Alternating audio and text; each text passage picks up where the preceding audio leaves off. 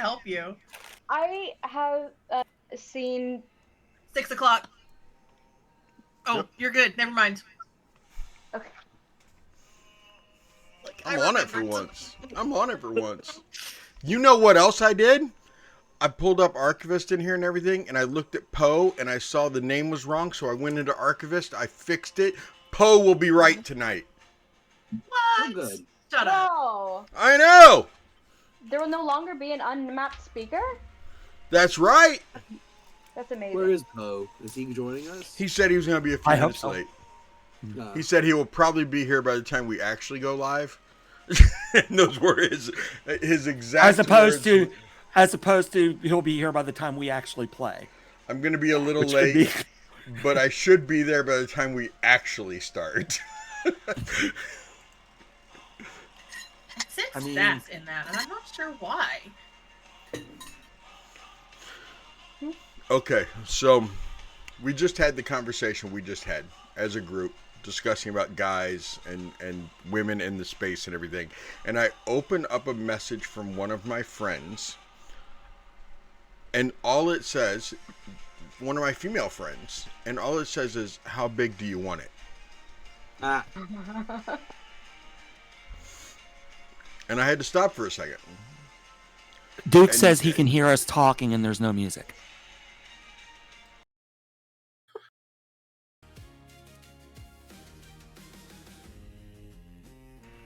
Thank you, Duke.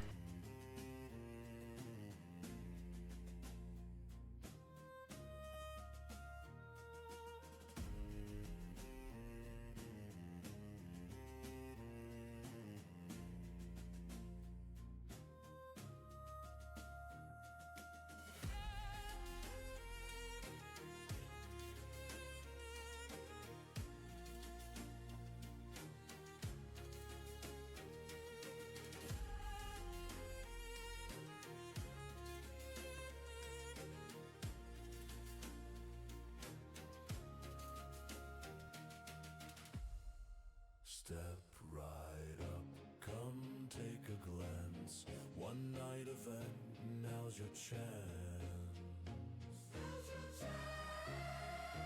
Paint your faces, twist your grins in the place where strange begins.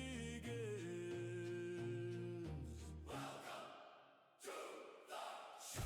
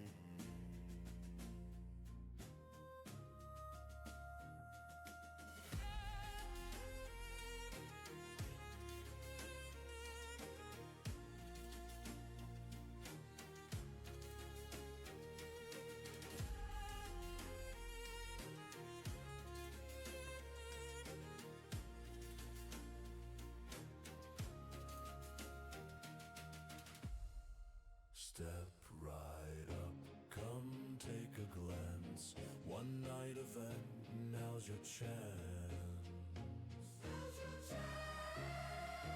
Paint your faces, twist your grins in the place where strange begins. Welcome to the show.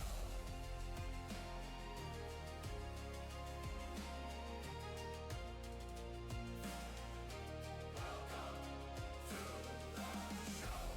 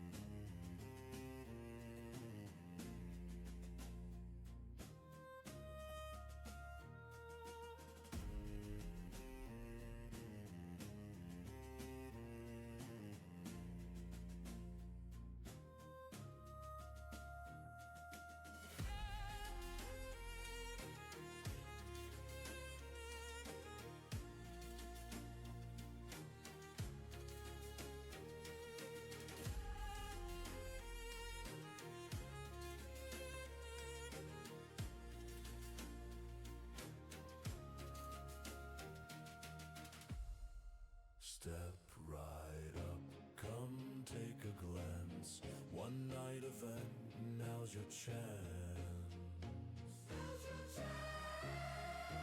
Paint your faces, twist your grins in the place where strange begins.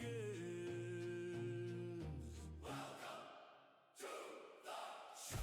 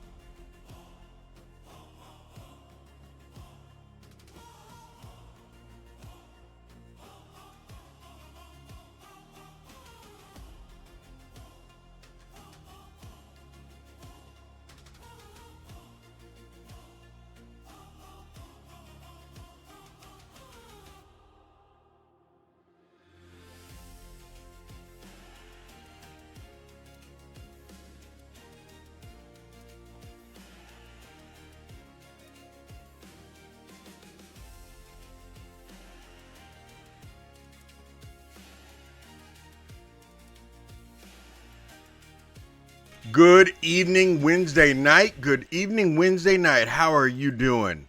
It is, as I just said, it is Wednesday night. These are the smoke shows. We are only minus one person, but they said they will be here by the time we actually start. He's here. Is he here? Is he here? He's here. He's just not on. That's fine. Just ignore me. I'm not. I'm nothing. Dude, look. That's right. Give him shit. Look. I have explained before that if I don't see your face, I don't know you're on there. Okay? So, I know. Man. But just so you know, Poe, if you click on the little icon, was he here when I posted that? When I gave you guys the link? Icon? What? Click Look on the inside little chat. look yeah, inside side chat. chat. Yeah, look inside chat. Oh. It's finally available. I don't know if it's available to like online if you can definitely order yet, but so anyway, just so you know, Twitch, the smoke shows paraphernalia, and by paraphernalia I mean shirts, stickers, magnets, stuff like that. We are not in the bong business yet. Although the smoke Usually shows merch probably should works be. better for that. Look, I could use the word merch, but that word did not come to my brain. Okay.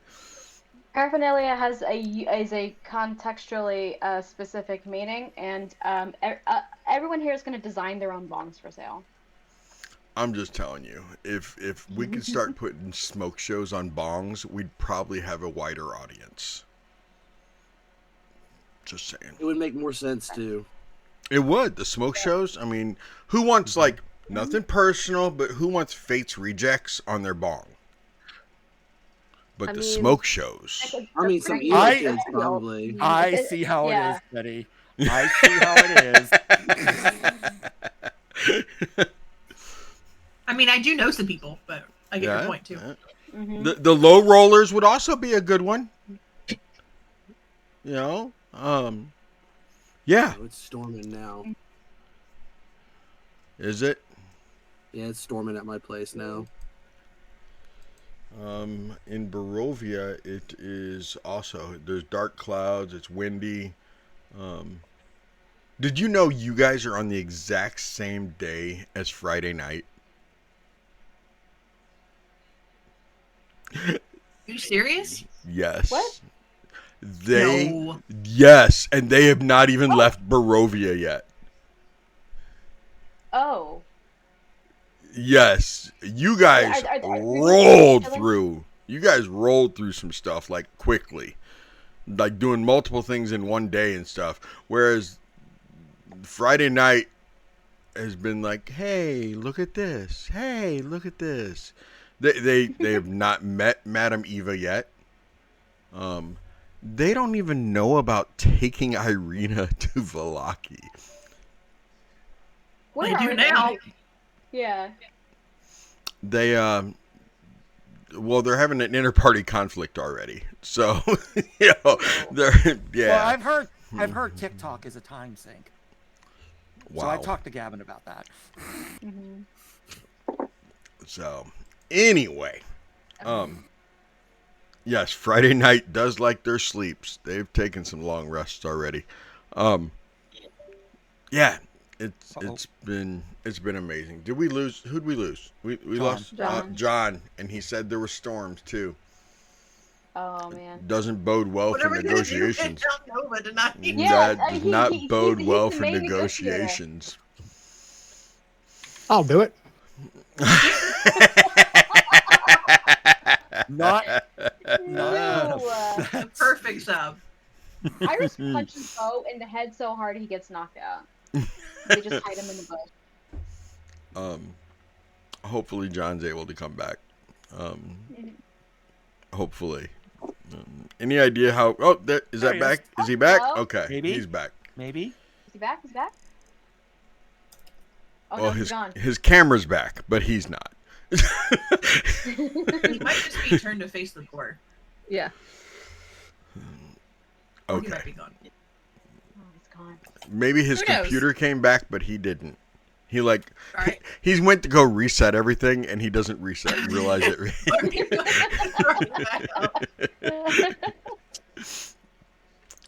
I see movement. I see movement.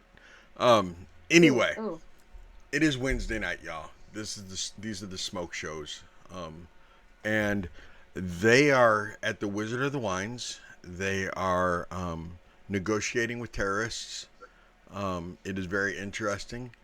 I am looking forward to this very much so. And without further ado, how about I say hello to some friends, and we get ready to read a recap and do some stuff, shall we? Let's go. I'm gonna start at the opposite end than I usually do for Beauregard would like entry. Admit. There we go. Okay.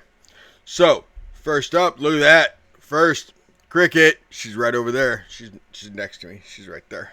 She also plays on Sunday as a cute little adorable Alicia who makes friends with all the undead. She does not. Eilidh does not make friends with all the undead. Just so we understand. That sounds like a necromancer. Eilidh just sees all the undead here, all the ghosts. Yeah, Eilidh just talks to all the ghosts. Also Alicia sounds like a has- necromancer. Alicia has like very specific scary dog privilege right now in Barovia. We got Johnny. Johnny plays on Friday nights as an actual necromancer. And it wasn't bad enough, so he became a warlock also and chose a patron while in Barovia. Then we got Duke.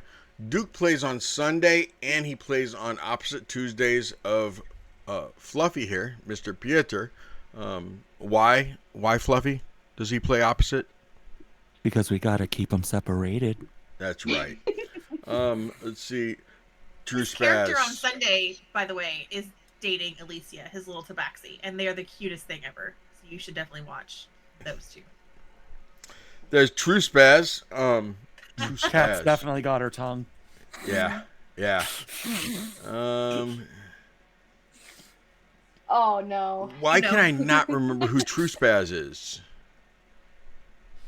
Is it True Spaz or is it Trespass? It's probably Trespass. But I like True I like True Spaz better. Spaz better. Kind of like Spaz. 100 Pies. Mhm. You know, I see what I see and I read it that way. That's why I could not say malevolent. That does not Or look like how you demonic. say that word. Demona Isis. Yeah, Demona Isis took me forever also. There's Crafty Nerd. She's way up there. She also plays on Thursday night. On Thursday night she is a wizard who does not like nope magic, which is what, Johnny does, is nope magic. There's Fluffy. Fluffy right above me. Fluffy plays on obviously on Wednesdays, but he also plays on the opposite Tuesdays. Let's see. There's Moonstruck Cafe. She's up over there in that other corner. She's playing Iris, our drunk monk, who's not currently intoxicated. And those are the Mere friends Isis. that are listed. Iris. Iris is not currently intoxicated. That you know about. That I know She's about. She's always a low level of intoxicated. She does. She does have her. What's she have? Like 3 flasks? Like She has 2 flasks. She found another one, which I think Bo is hoarding. But she has 2 flasks. Oh, Okay. Craft reports party resources. Are you saying that Yeah. you saying that he bogarted your flask?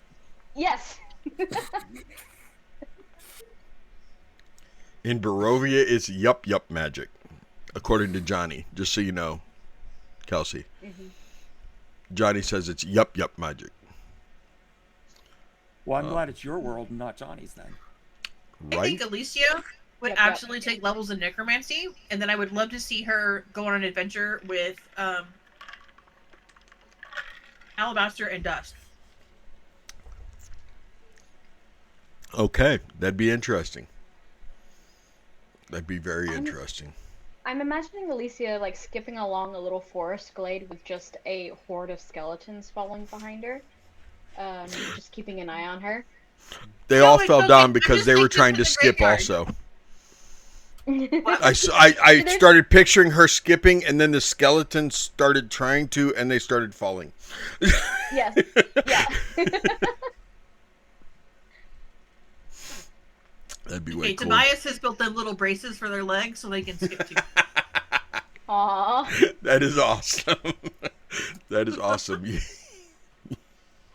You have a bunch of Forrest Gump skeletons running around behind you. Okay. Okay, don't panic. I'm just taking them because they need to be buried. Okay. You ready for a recap? Hit it. I'm gonna go get a Dr. Pepper.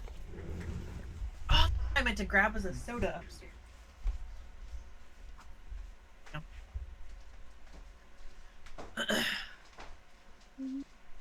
All right. So when we opened up last time, we were at the very north end of the winery property. We had some discussion about next steps and how we kind of want to handle the situation with the druids here. After a little bit of debate, it's decided that we do still want to pursue Nova's plans of Parley. So there's a little bit of recon that needs to be done. So Eilidh took the sending stone from Iris and decided that the forward group will be the two of them. My phone's not. Okay. I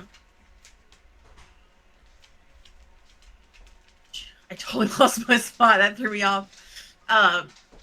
So they coordinate their little excursion on the way around Gyillygash paths without trace.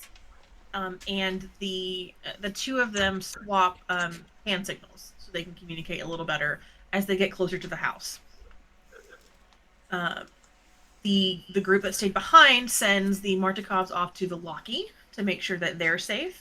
It took some time to convince Fabian to go, but Adrian, and Kaida convinced him that it was probably the best. We also sent our we also sent all three of our horses with them. Eilidh gave them a note since Adrian mentioned something about coming back if they haven't heard from us in 2 days. And Eilidh sent a note to Erwin Martikov that said to contact Rictavio if they're going to come looking for us. That Rictavio needs to be told, and he'll know what to do. Kaida and Adrian have a cute little quiet moment, I think, which was really nice. And then a wild conversation happened. I didn't take any notes about it. As soon as Eilidh and Iris get around to the corner, they're spotted almost immediately by two blights, and the blights start moving toward them. They decide to back up and take a wider route around the fields. They do remember to send word back to the group that they're taking a wider route, wait a little longer before something happens. They get a little closer to the house, and Eilidh, kind of loses the nerve a little bit to go closer, so she sends Kiprix. And we find that there are, according to him, more blights than leaves on a snake root tree, plus a man. We try to radio back the information, but Bo has the sending stone, and Bo is currently asleep in the woods. He eventually comes back to the group, and Nova asks if he's heard anything, and he says that he hadn't heard anything at all because he was asleep. They do eventually get the message, and by this time, Iris and Eilidh have gotten a good view of the house. They've gotten information that Kiprix can see 3 druids outside, a ton of lights, and a big moving tree at the back. While they're on their little scouting mission, Nova and Kaida talk about translating the works of her book on Argynvost. Nova shares some stories. They all kind of have a little bonding moment together as they wait for Eilidh and Iris to get back. As they're going in, Eilidh and Iris found a moose carcass that was being eaten by a large black wolf. We were able to skirt it, but as we turn around to go back to the group, the wolf is standing there just watching us. It doesn't really do anything until we start to try to move around it. It does start growling. They kind of have a situation where they think they're gonna be able to escape it. But when Kiprix comes back, it catches the wolf's attention, and suddenly we're speaking to Strahd, who gives us a lovely dinner invitation.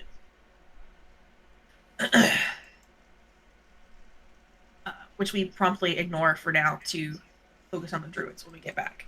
So the group is informed of this when Eilidh and Iris do finally make it back. Kaida suggests, instead of 2 groups, that we split into 3, that Kaida and Nova approach the house directly. Beau and Piotr on one side, and Eilidh and Iris on the other, which is the opposite side that they explored before. Of course, this is the best tactical idea that any of us had, so we go with that. The druid and the blights begin to approach Kaida and Nova as soon as they're within, I think it was 100 feet or so. And Piotr and Beau are spotted on the east side of the clearing. Nyland, we find, is the druid out front.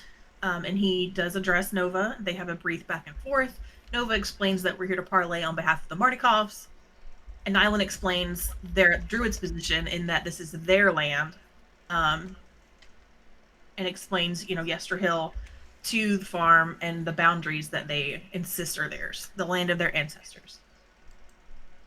He says that it's their land because of the Gulthias tree that's located at the top of Yester Hill. Nova decides to invite Nyland to break bread, and they share peanut butter, and they share some bread. Eilidh, to the side, tries to climb a tree for a better vantage point.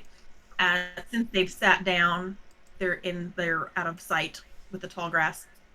And struggles, but luckily Iris is the only one that saw how bad that went. So she still has a little bit of dignity with the rest of the group. Mm-hmm. As they talk, Nyland and Kaida and Nova, Kaida casts Detect Thoughts and finds that he likes the peanut butter, but is worried that she might kill him for sending the note, right? Nova gave him a note. Mm-hmm. Somebody help. For bothering her. Yeah, Nyland sent something back to the house to talk to the leader. Yeah. Okay, yes, so there you go. And I have a special note that says we are starting tonight with the deeper thoughts Kaida asked for. Oh, a special note that says that, huh? It's a special bullet point all by itself. When did that? Okay. That's the last thing he said to us last week. Oh, is it? Okay. And we will start with the tech thoughts with Kaida next week. Oh, okay. That makes more sense now. I understand. I was like, why would that bullet point be there? But that makes sense. Okay. Well, without further ado, that's twice I've said that tonight. I refuse to say it a third time. I'm going to invite my friend back.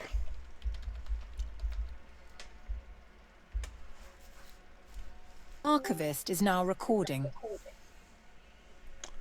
And we are off and running.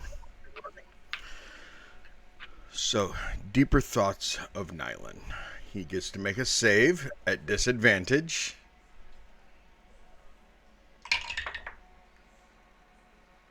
That was a good use of a disadvantage laundry trip, because that was a 2. So you can go as thorough into his mind as you'd like to. And yes, I said it like that on purpose, because I wasn't going to say the other way. I would like to probe that last thought and travel down into, who is she? What is she doing? What are they doing here? What is their goal? Okay.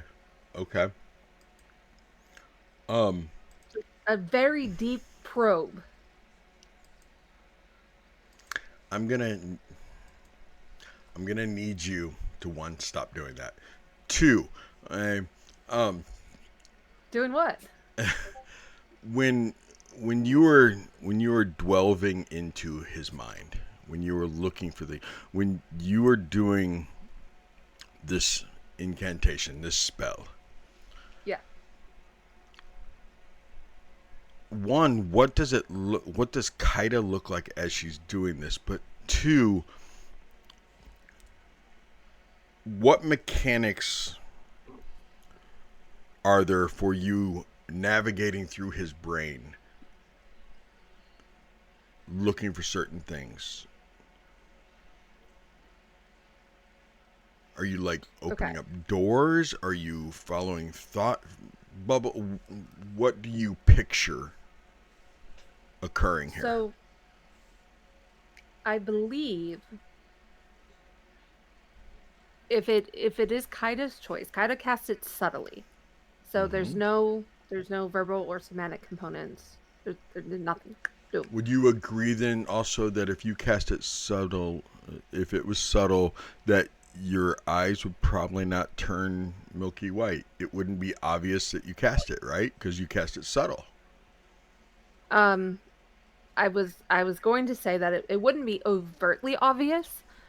She cast it right as Nyland was taking a bite of peanut butter, so she would have been doing the same. But I think she would be staring at him unblinkingly. Okay. As she begins to walk down what starts as a dark room. Okay. And then slowly opens up into archival rows of texts and tomes and scrolls. Okay. Okay. It's like each kind of thought or memory is housed there. Okay. Because me personally, I believe that when Kaida casts that, like you said, it would be very, very archival like. Whereas someone else who casts it, if for example, I'm going to use Bo as an example. If Bo was capable of casting it, I think it would be more like he was journeying, traveling, looking at different, maybe looking through windows, or maybe, opening up doors.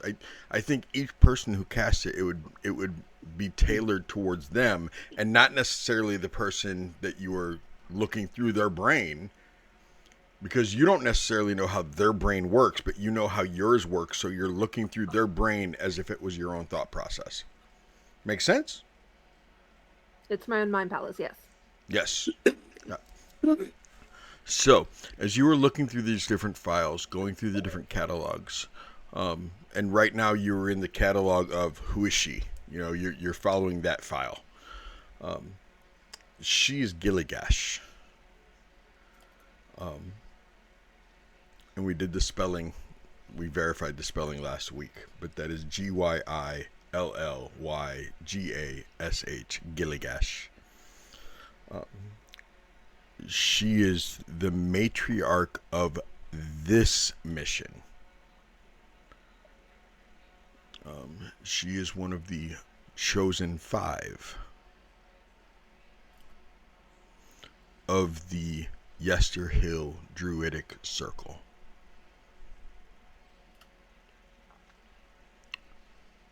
She is a fanatic.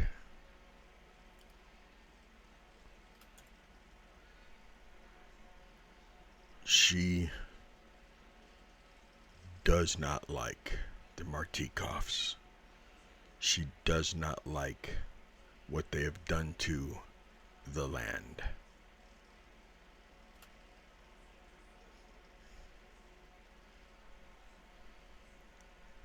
What is the mission?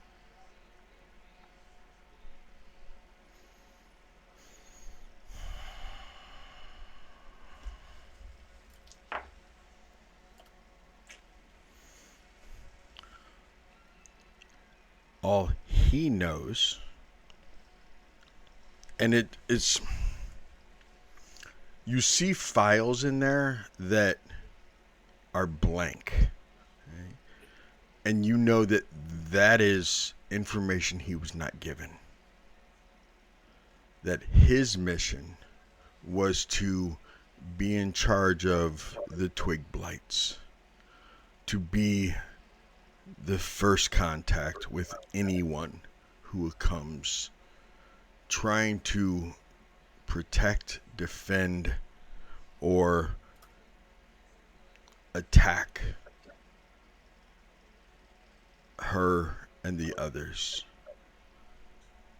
That he must prove himself to be able to rise in the ranks of the Yesterhill Order. He can't do that if he dies. So if worse comes to worse, allow the Twig Blights to die as you make your escape. Otherwise, your death was for naught. Him talking to himself, his own thoughts of how he was understanding his mission. Okay.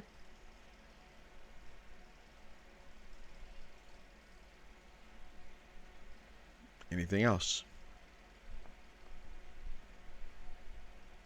How many did he come with in his party? What's the party composition? Okay. There is Grigori, Grigori, who is the younger brother of Gyillygash, who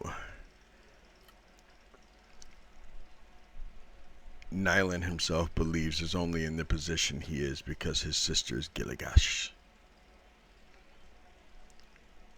There is Cindergrave.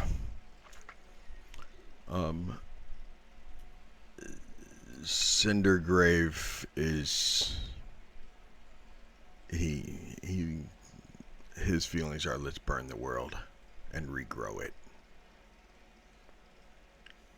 He's crazy. There's Ashen. Ashen is one of Nyland's closest friends. Ashen looks out for Nyland.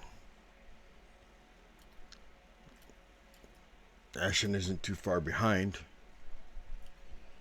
Ashen has a bunch of needle blights. Cindergrave has a bunch of vine blights. Gyillygash kept her brother with her up in the house. He planted all the crow's poison.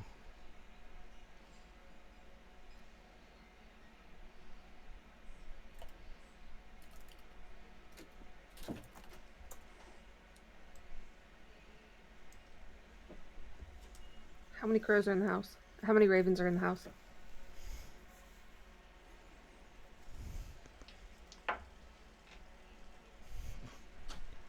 Who cares? More than a dozen? They're up in the rafters in the vat room.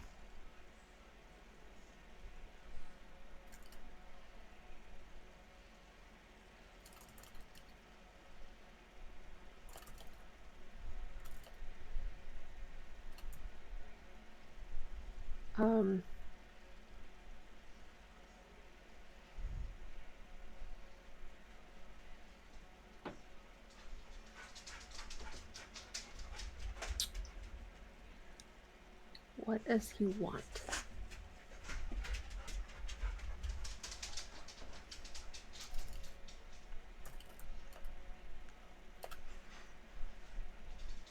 His own garden.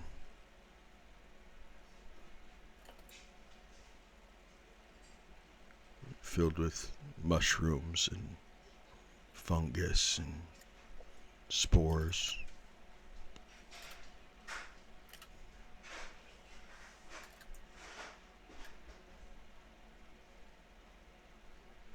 A terrarium.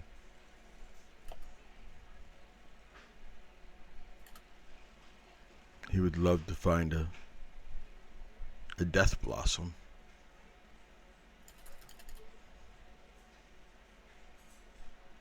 So he could grow it.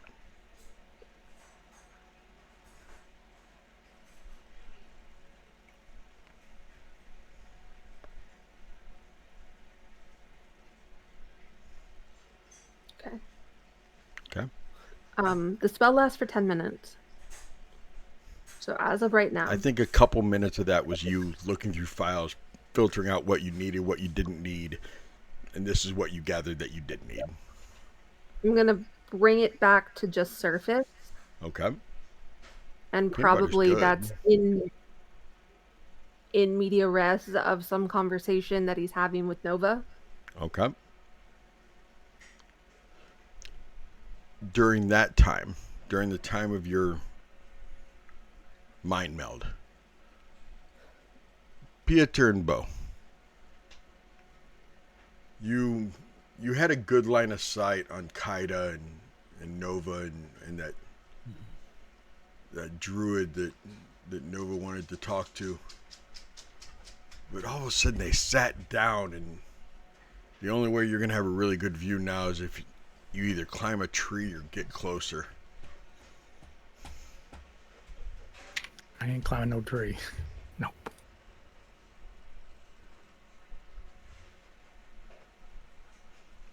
I think we would just kind of hold position and just kind of focusing on that area where they sat down. Okay. Because if anything's going to happen, it's going to happen there. Okay. Any conversations happening? Beau, do you agree? Oh, heck yeah. But first, Beau, do you agree? That we're just gonna sit. Yeah, we're just hanging out. Okay. I'm not climbing a tree. We're focused, but we're kind of. I would be talking to him like we're in a foxhole together. Yeah. Sort of thing. Brothers in arms. Yeah. So I have a question, Beau. Sure. That's a lie. I have several. That thing with Calendrio and the sending stone. What was the goal there? Just shooting my shot, I guess. At my age, you don't have a lot of opportunities, so take what you can get, That's interesting. Because the other thing I noticed is that you also had your eye on the orphanage director. Her name's escaping me at the moment. Oh yeah, you noticed that, huh? She was interesting. Mm-hmm. For sure. I guess yeah, Miss Belasco, there we go. Miss Belasco, thank you. Thank you.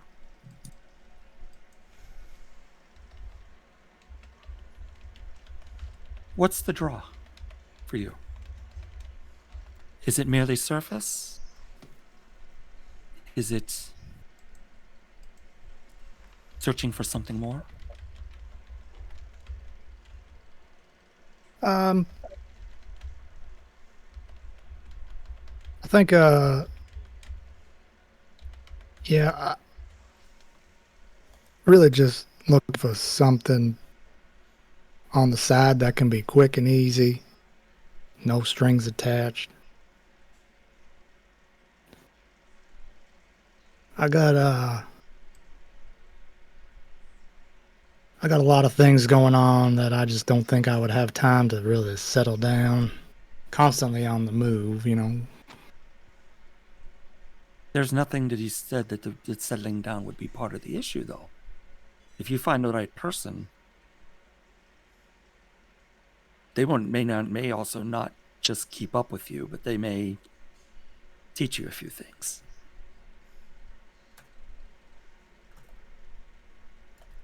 That's true, I guess, but again, I've been around for a while. I don't know that there's much more I can learn. How long's a while? You look about my age. Yeah, how old are you? 32. Yeah, we're real close. Yeah. Yep. Mm-hmm. You talk like you're dying. Funny thing about that. Can I be straight with you? Always. I welcome it. Well, first of all, I suppose I do owe you and the group a little bit of an apology.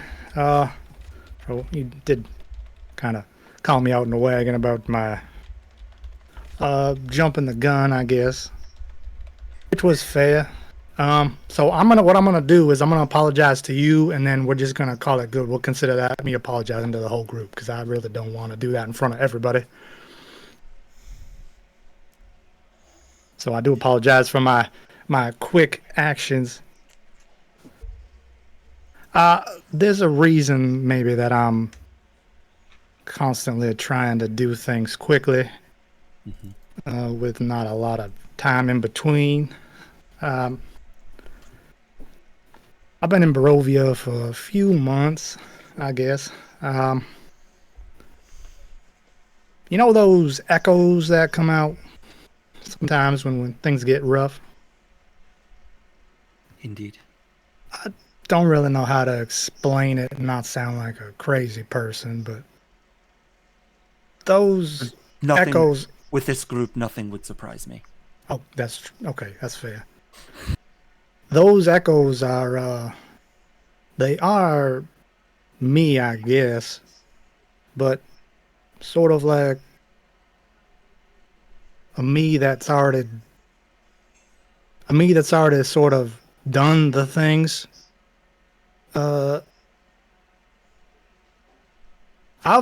I've been here for a few months. I've adventured with other people. Every time we get a little bit farther, and then inevitably something happens, and it's the same thing every time. I wake up in a tavern or in a ditch somewhere. I think those echoes are sort of maybe like echoes of things I've done already. Every time I wake up, I can't quite remember exactly what I've done, and that's why I keep that ledger that I showed you. It's really my only connection to people that I might have touched or things I've done. Helps me keep me kind of reminds me exactly where I am. So a lot of these things that we're doing, I think I've done before. You know when you get like deja vu? Yes, Yeah, I have that constantly.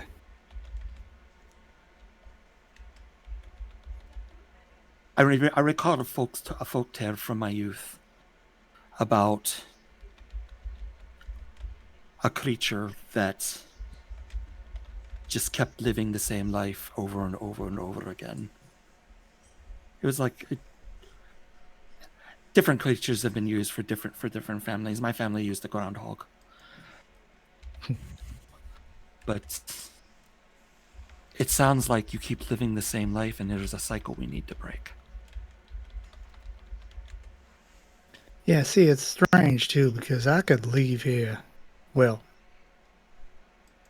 I think I could leave here anytime I want, but go to a different domain. But for some reason, I feel kind of like a pull to Barovia. Like I gotta finish something. And I assume it's to kill Strahd. But I'm not really sure.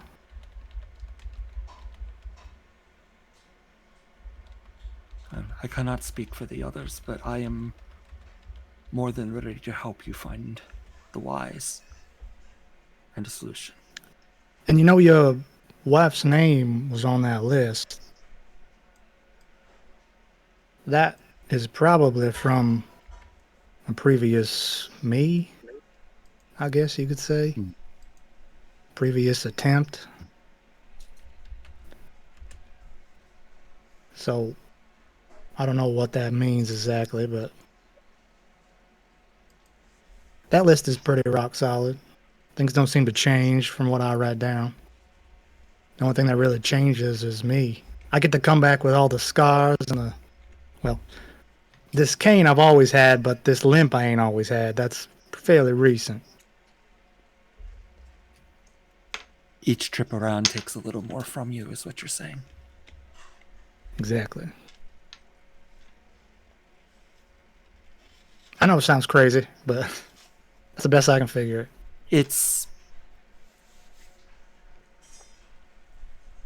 Crazy is not a thing that I would use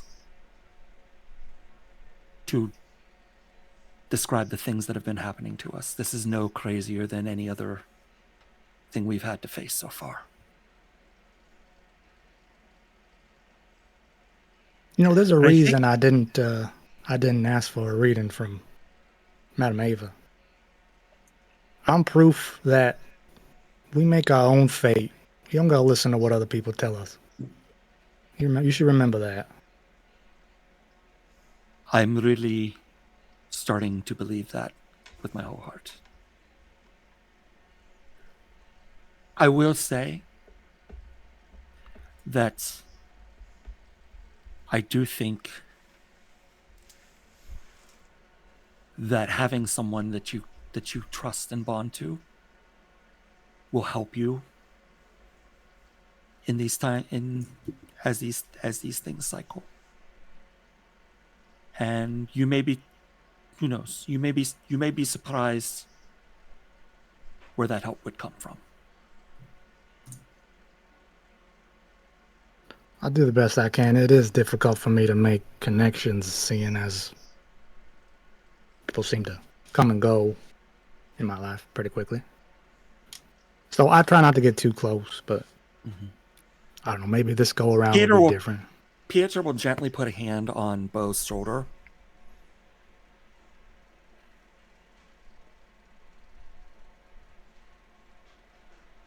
Just don't be so quick to turn the page when the book is in front of you.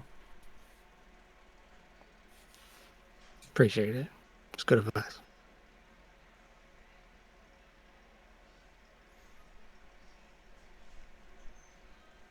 Eilidh.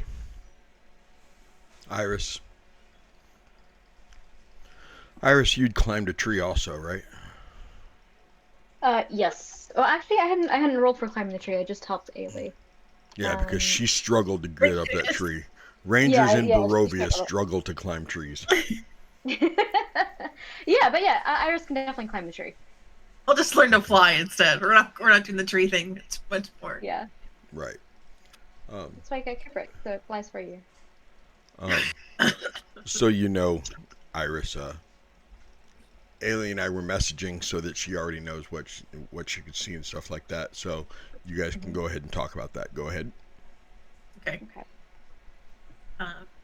So I will probably use like the end of my bow, right, to make sure I can tap you on the shoulder gently.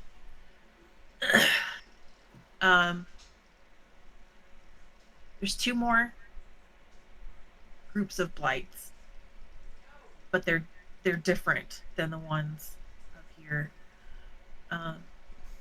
They're a little bigger, a little harsher looking. I don't know. But there's a druid with each group, and there's one still up by the house. Can I see the crow poison from here? Yeah, you can see At least some of it? Yeah, I'll go ahead and I'll put that on there. Okay, I will describe to Iris how it's laid out. The building is 2 stories. The stables look like they're on the east side. There's, I guess that's two silos in the back, and I'll just kind of reiterate and put together what I remember Kiprix showed us, and what I can see right now.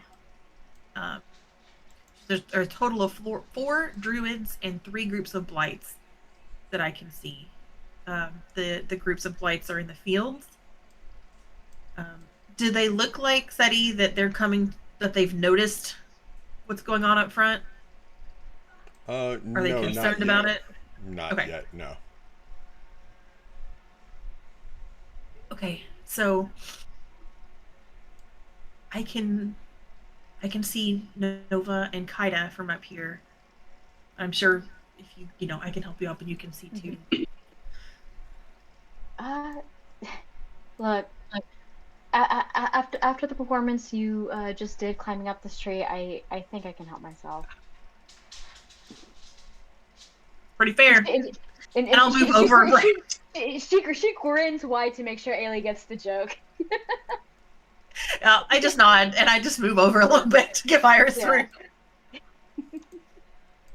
But like there's excuses for what just happened.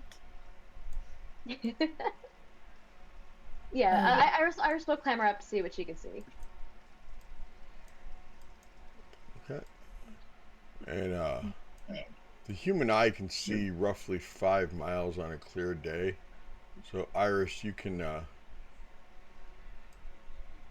easily see the house from that tree. So you could also see the crow's poison that goes around the house. You can see the 2 different groups that she's talking about if you zoom in, or rather zoom out. Mm-hmm. See. I assume you're building the line of crow poison around the house?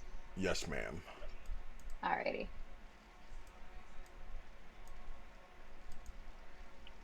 Eilidh, what are we actually doing? Are we just watching, or are we moving ahead, or because I kind of want to, we've got an advantage right now. Maybe we can start taking out some of that crow poison.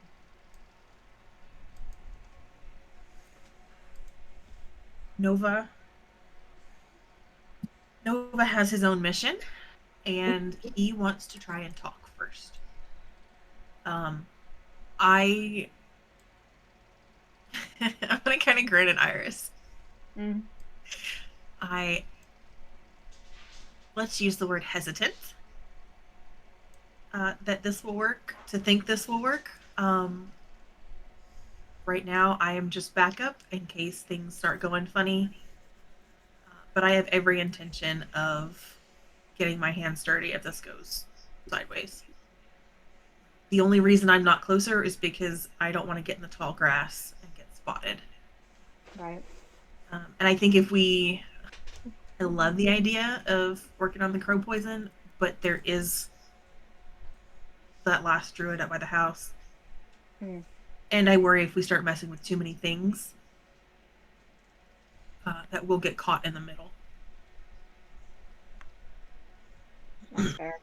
I'd kill to be closer right now, but yeah, probably not the best idea. I can cover a decent amount of distance, I suppose. Yeah. Both of you give me a perception. Oh boy. Boy. Perception? Look, we get to roll dice. Yay! Way ahead of Tuesday. I'm kidding, Ouch. Tuesday. I love roleplay. Wow, So shots don't... fired. Shots fired. Alright. I got a natural 20. Hey. A nat 20? Let's see. Nat 20. Nice. I am going to use... I'm going to use one of our extant lights in the darknesses. There is an advantage on the table from somebody. That was for Kaida specifically. That was for Kaida, yeah. Oh, okay, okay. Yeah, which is why I didn't have it on. Like, I have that for Kaida, but we just have one from the one floating around for the group, so I'm going to use that one.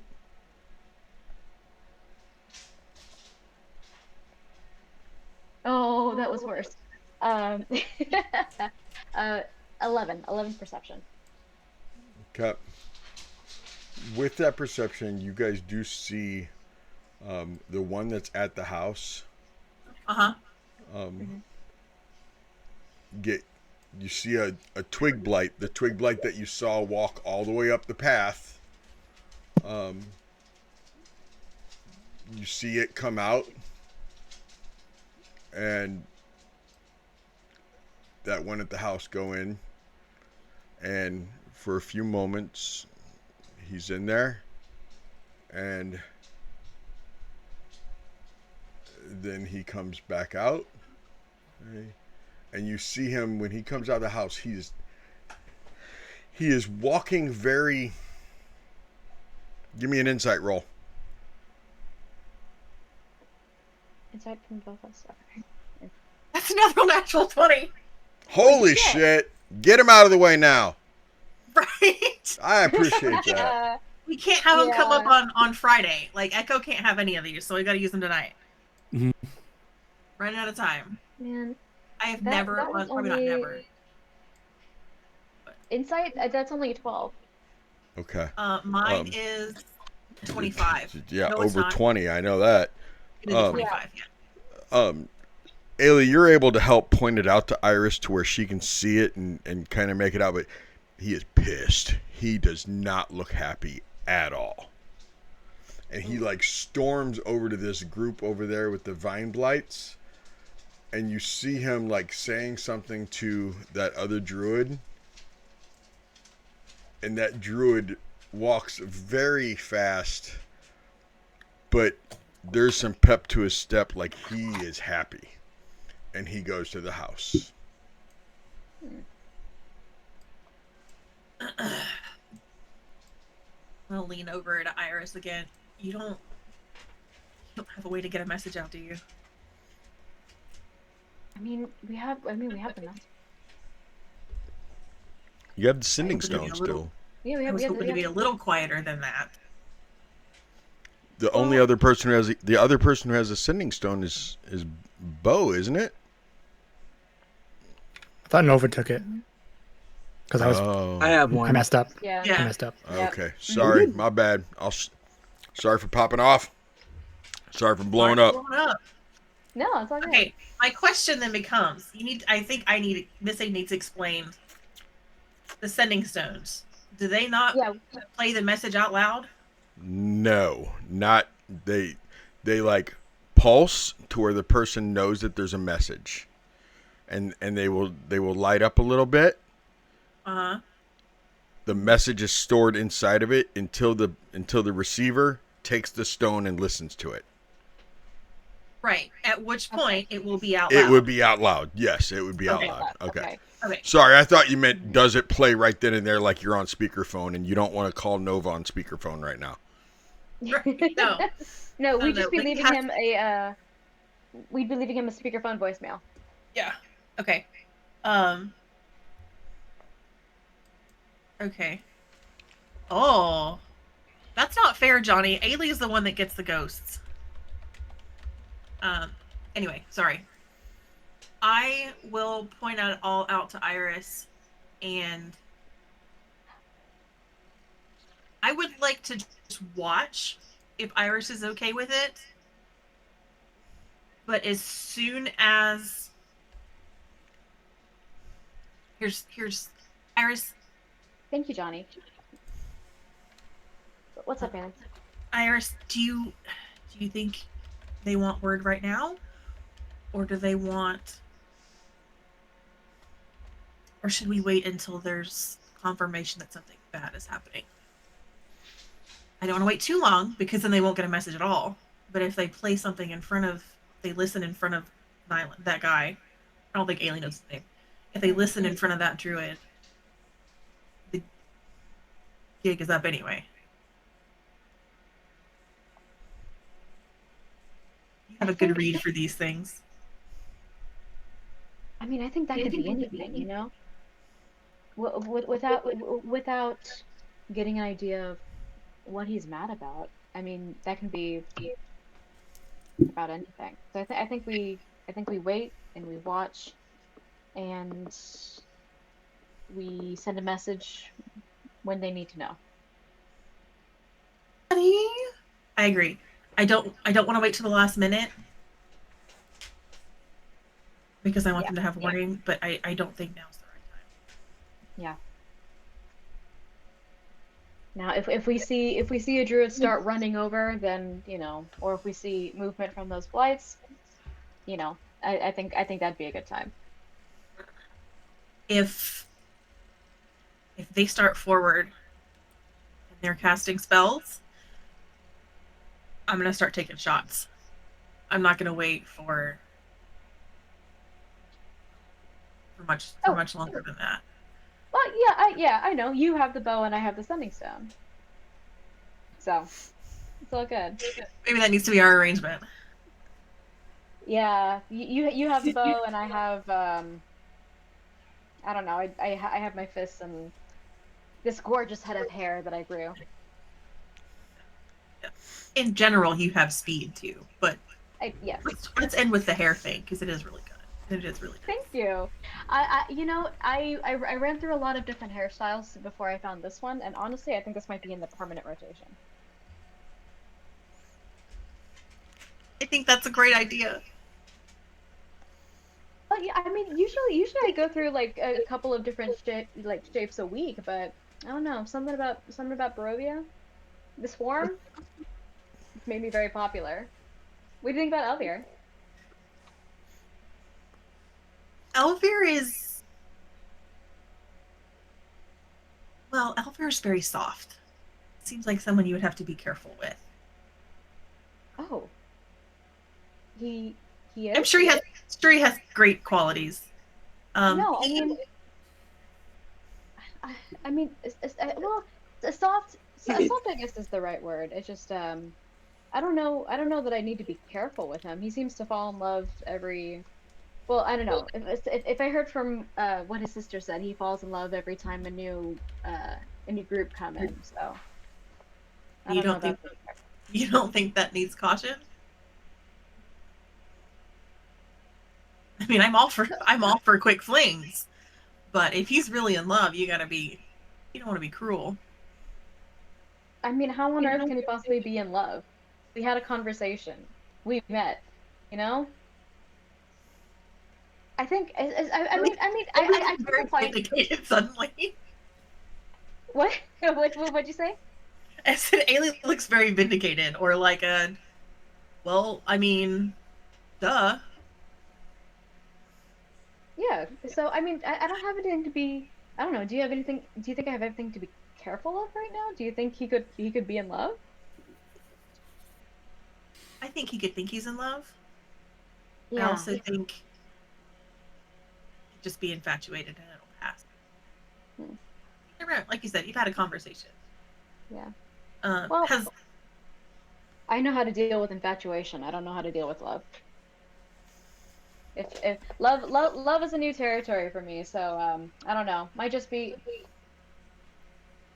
You know what? I'm not even thinking about the alternative. It's probably going to be a one and done. It'll be fine. Well, you and I can sit in the boat together. Seti, has the other druid come out of the house yet? Not yet. Okay. I want to jump back to Kaida and Nova. Nova, let's talk about this conversation that you're having with Nyland, so that Kaida has something to go off of. All right.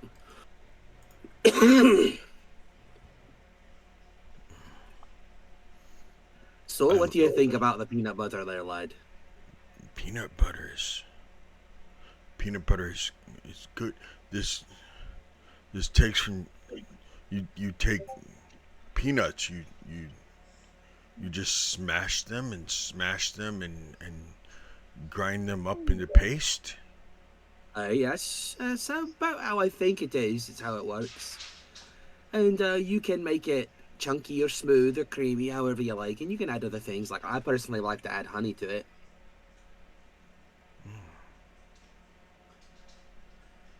But what you really want is a nice... Oh, go ahead, Kaida. Oh, I was just going to say, I don't know if you've ever tried it with mushrooms. No, I've not. But honey and mushrooms is a good thing. I like mushrooms. Especially like them with eggs. I like mushrooms with everything. Oh, do you now? Yes. Are you a mushroom connoisseur, sir? I would not say I'm a connoisseur. I am not an expert on mushrooms, but I do like them. You're a man of the land, though, aren't you? A druid? Yes.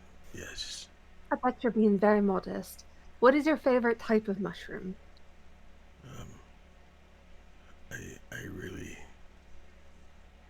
I like red caps. I like Marcel.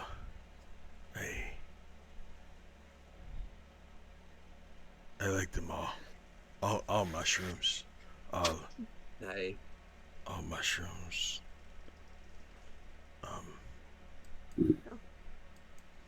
Do you think any of your friends might want to try peanut butter? Have them come up here? Aye. That's a good idea. No, we're supposed to stay with our groups. We're supposed to stay with our groups.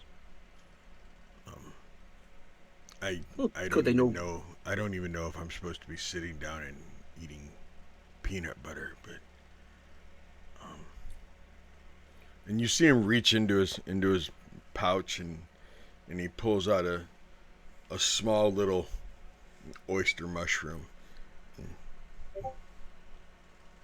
Takes his wooden spoon of peanut butter and kind of scrapes the mushroom on there.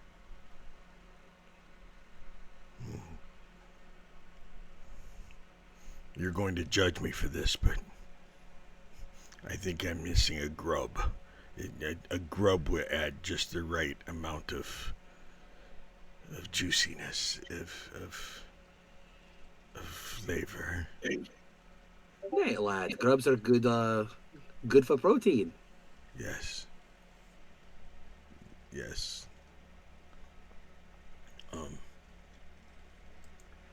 Perhaps if things work out, you could come to the town. You could try some with jelly. No town. No, towns are bad. Towns are Oh, bad. have you? I think one of our traveling companions has recently discovered stuffing jam into frogs. Oh, aye, he calls it sweet frogs. Yes. Jam into like berry jam.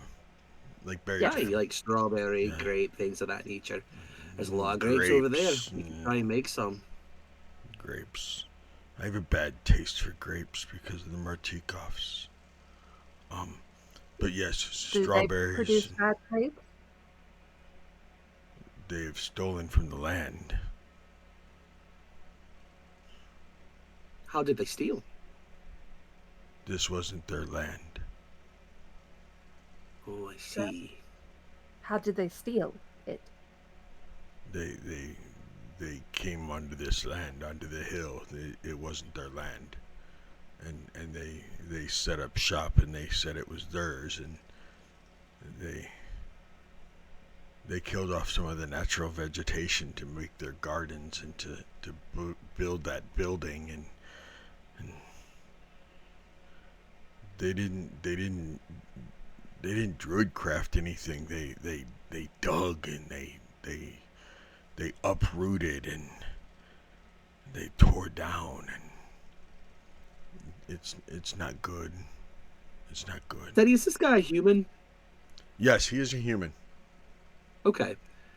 I'll look at him and be like, well, that's not always necessarily a bad thing. Some people kind of druid craft. They're not gifted with the gifts of, well, where I come from, it's Sylvanas, but I don't know, do you follow a forest god or just the spirits of the land? Spirits of the land. Aye. See, my people, the Wolver from Avelpeak, we also follow spirits of the land. We actually don't have gods. We do ancestor worship. So we keep records and stories of our people before us that died. And a lot of it goes back into the land, and we become the trees and the roots and the fish and the streams, things of that nature. And a lot of times, sometimes we come back as a wolver again. At least that's what we believe. Or sometimes we just go out into the world and become something else. But not everybody can druid craft. Not even my people. So in order for us to survive, to make way in the world that's been given to us, we have to dig, we have to clear. But we also have respect for the land that we are now digging and clearing. Take, for example, yon vineyard there, with the grapes. Look how well those grapes grow. Are they luscious? Are they alive? Are they flourishing? only because they took the magic seeds and they planted them into the ground to make their vineyards grow. They would not normally grow like that. I know. No, We that's did true. not. Even the Martikov did that. Yes, we have had problems even before the Martikovs. They're the only ones that we know by name. The other ones, though, they had no care to get to know us. They didn't even. It was the Winterthorns. The Winterthorns was their name. The Winterthorns. They did not care about the fact that it was our land, and they're the ones that put the seeds in the ground. So saith the tree. The tree, it speaks. It's an actual spirited tree, then. It doesn't speak to me, but to our high priestess. And I speaks to her. Yes. But you've never heard the tree speak. And I am not allowed. Love you. I am not allowed to come too close to the tree. I am not pure enough with the ground, with the. Oh, I didn't believe that. With the dirt. No, I am. Who says that? What? Who gets to decide that? Like, are there trials that you have to pass? Yes. Is there like a ranking system? Yes. Like, yes, there are trials. And I have yet to. This is why we do not like the vineyard. We do not like the vineyard because the vines go everywhere. And then the dogs take the vines and they just run off with them and try to eat them. Mm-hmm. And it is not But good you like for the dogs, dogs. It is not good for the dogs to eat the vine. That's true, I suppose. But, circling back to yon vineyards there that I was speaking of, and I know you said that they used the magic seeds and everything of that nature, but there is a kind of care that the Martikovs have that you also appreciate in the woods around you. Granted, it's not wild, and wild is good. Don't get me wrong. Where I come from, it's very wild, and I love it. I miss the springs and the lake in the winter time when it crusts over with ice. Have you ever seen ice in winter? Up in Mount Gacchus, yes. I might have to pay that a visit then. I've taken a homage up there before. And what did you learn in your homage?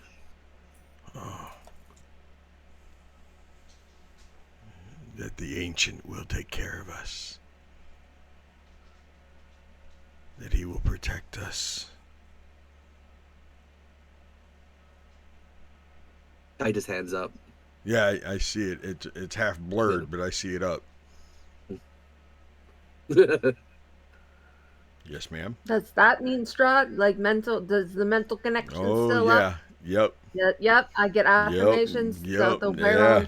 we're on the side of the Strahd. Okay. Yep. The ancient, he will protect us. He will. And by the ancient, do you mean Strahd? He is the ancient. He is the land. Yes. See. Yes. How can he be both? He has been around longer than any of us. He is. So his age. The land blessed him and has allowed him to live forever. The no land one lives did that. So that he can look over us. Yes, he is alive forever to look over us, to protect us, to care for us. He is why the But just Gazayas you? tree is allowed to live. He is He is the reason we are all here. He is the reason why the Martikovs cannot be desecrating our land. His land. If he's so powerful, and he is the land and he protects you, why did he allow the Martikovs to come here in the first place? Why does your god allow people to die? That is the natural way of things. All are born, all live, maybe it is a all challenge. die. Maybe the Martikovs are a challenge from him. I could agree that maybe the Martikovs are definitely a challenge. But perhaps the Martikovs are challenging you to learn to accept that land changes. The tree on yon hill over there. Land erodes because of water. Land does change, but it changes naturally. No, but didn't we hear that the Martikovs actually make one of Strahd's favorite wines? Actually, he does. They don't anymore. I would hate to upset the Lord. They only produce the two. They do not produce the golden one. It vanished 8 rings ago. Ah, yes. When the other Martikov left.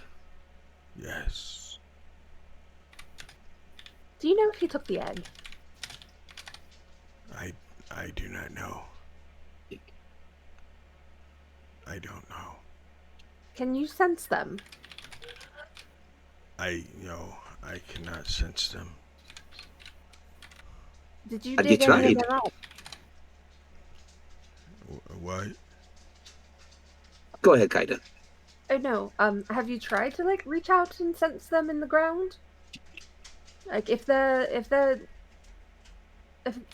in tune with making the ground vibrant and bringing crops to life, then maybe you can? Not, I can't. Maybe one of the others could. Maybe even Ashen, but not I. Who is Ashen? Ashen is my brother, and he is my friend. We are soil brothers. Mm. We've come up together since we were sprouts. We have been together. I have a friend like that back home outside of Barovia.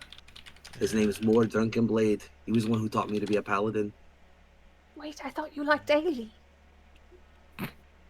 I do love. Jeez, I just said that out loud, didn't I? Yes. Yeah. Well, okay, we'll come back to that. Like, but that's what I thought. I thought there's a shipping thing going on. Like, I didn't think it was a friend thing. I thought it was more than a friend thing. You got me confused now, and I'm a little turned over. We need to get back on track. Sorry, Nyland. So let me cut back to hold on. Let me cut back to Eilidh and Iris for a second. Then I'm gonna cut over to Bo and Peter. Eilidh, he has come out of the house, and the original Twig Blight that was with him is walking alongside him, and they are walking down the main path.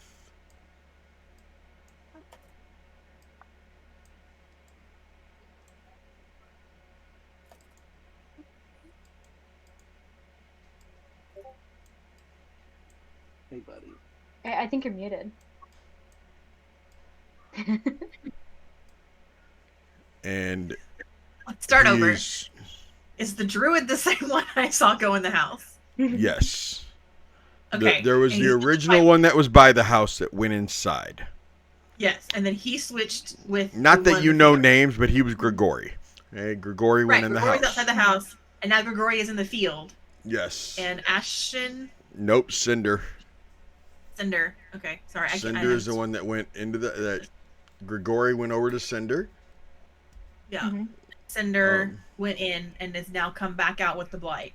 Yes. And does not look at all like he's going to deviate and go to Ashen. Oh no, it looks like he's walking straight down. Okay. I'm going to tap Iris on the shoulder. Like, I think now's the good time for the warning, the message. We've got one that looks like he's going to come right into the middle of their party. Okay.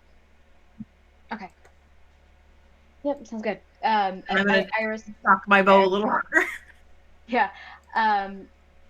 Iris brings up the setting stone, speaks it, and goes, Nova, you've got one coming to you with a twig blight. He looks like he means business. Angry. Yeah, that's what I meant. He looks angry. Oh, sorry, that was to my. I forgot I was muted. Yeah. It quietly into setting stone. She whispers to Nova, Eilidh's really worried about you. Click off. Shit starters in this group. Oh, goodness. Smokeshows will call you guys the jumper cables. Mm-hmm. Look, all I'm saying is Nova starting doesn't shit. seem like a one and done. Baby, you gotta be quiet. Nova's not one and done. That doesn't mean Eilidh wasn't. Mm-hmm. That's true. I'm just saying, you know. You're also assuming that they were done. That they one and done. They could have just like sat and held hands and talked. Eilidh just kind of glares at Iris when the last part of that message goes through. Really? Right now? That's what we're doing? If not now, when?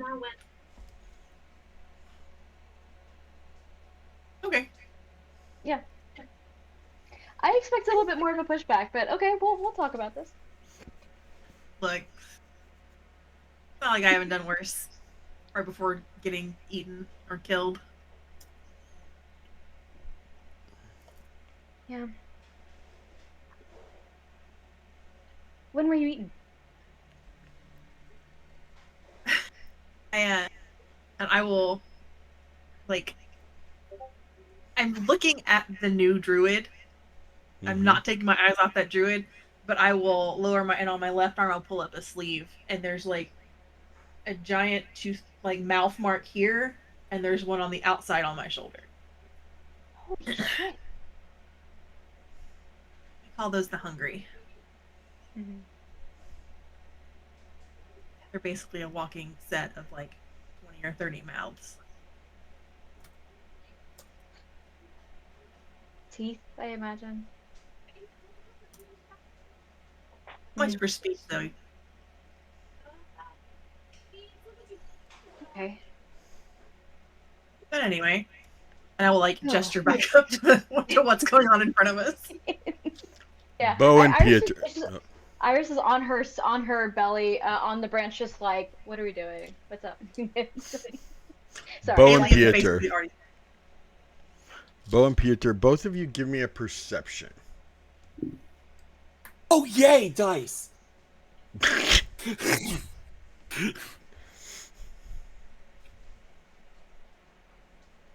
Oh, that's nice. 19. Okay. 15. Yeah. I need to step you away. See, okay. You see a whole lot of commotion from this general vicinity. Here, I'll use a... You see a whole lot of motion from... Whoa, not there. From this general vicinity. Mm-hmm.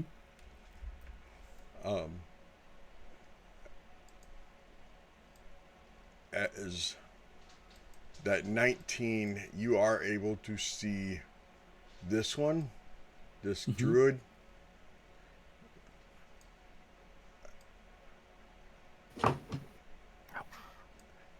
And he calls over this druid.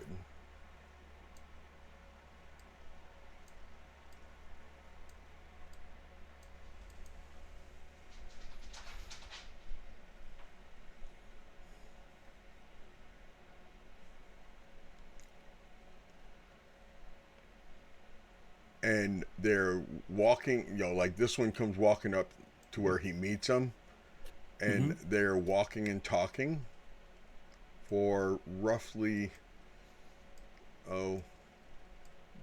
20 or so feet before this one goes back this direction.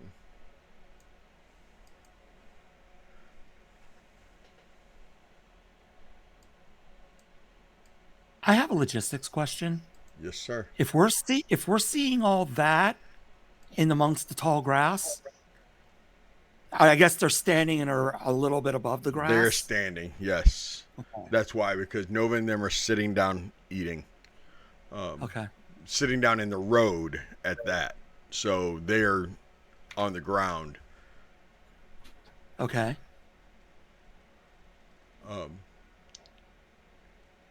And all you were able to probably see is head level, maybe shoulders. The needle blights are a little bit taller. That's why I was saying you saw commotion. Fair enough. Eilidh, you are up in a tree. Piotr and Beau, you're not in a tree, are you? You're on the ground. Okay. Eilidh, you and Iris would be able to see that also.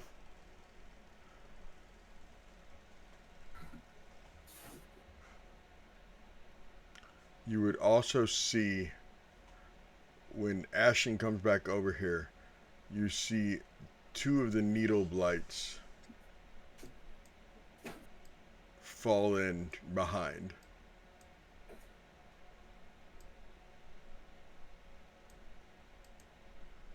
To where they're following. Okay.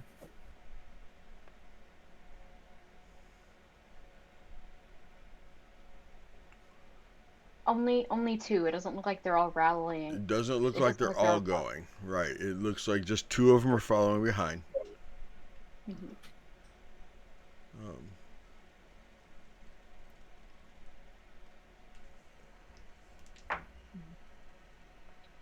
Iris kind of considers, she kind of turns her head to Eilidh and goes, "This is part of what we expected, though. Negotiations. I mean, people gotta come in and come out. I mean, we don't know. I don't know. Do druids have a hierarchy?" You're muted. Based on what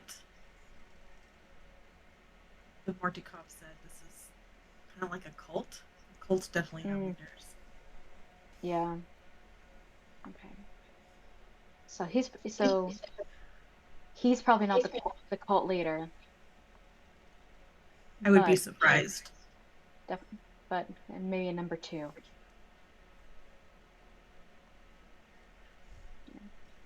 Like zealots. What? I don't like zealots. Neither do I. Even when the cause is good, I don't like zealots. And I don't like this. And like beating the situation. So we wait. And like you can kind of tell Eilidh's getting a little tense now. Yeah. Like more tightly wound, oiled spring, so to speak.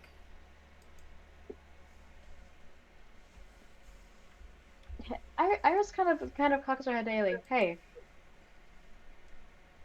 this is the plan, right? It's the plan I understood anyway. Yeah. Seems to be going off more or less as expected. Well, hopefully it keeps going that way, but you know me, I have trust issues. What? You? Oh yeah. Hold on. Again, I meant that for the parts. I really don't trust them. I'm so surprised to hear that, Eilidh. You and your warm, gregarious nature. I'm so surprised. What Shadowborn are known for. But let's watch and make sure our friends don't get eaten alive. Oh, I've got eyes as well as ears. I can talk and see. Let's talk for Bo and Peter. Bo and Peter, go. Yes, please.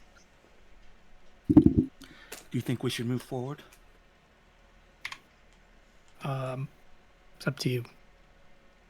I don't I'll like follow this. wherever you go. I don't like Yeah, this. This is taking too long. Something's going on.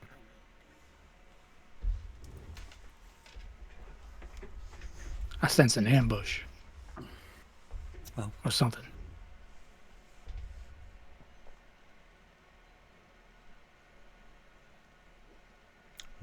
Peter, Bo. Can we see them in the trees across the way? I will give you perception at advantage since you kind of know where they are and you are looking specifically for them. That would be a no. Okay. Even with advantage, it's just a 9. Okay. To be fair, we are trying to not be noticed also. Yeah, to be fair, you are trying to stay hidden in the tree. It's not like you have a ghillie suit on. And no, Right. if you kill Gyillygash, you do not get to make a suit out of her. I didn't know that was on the table.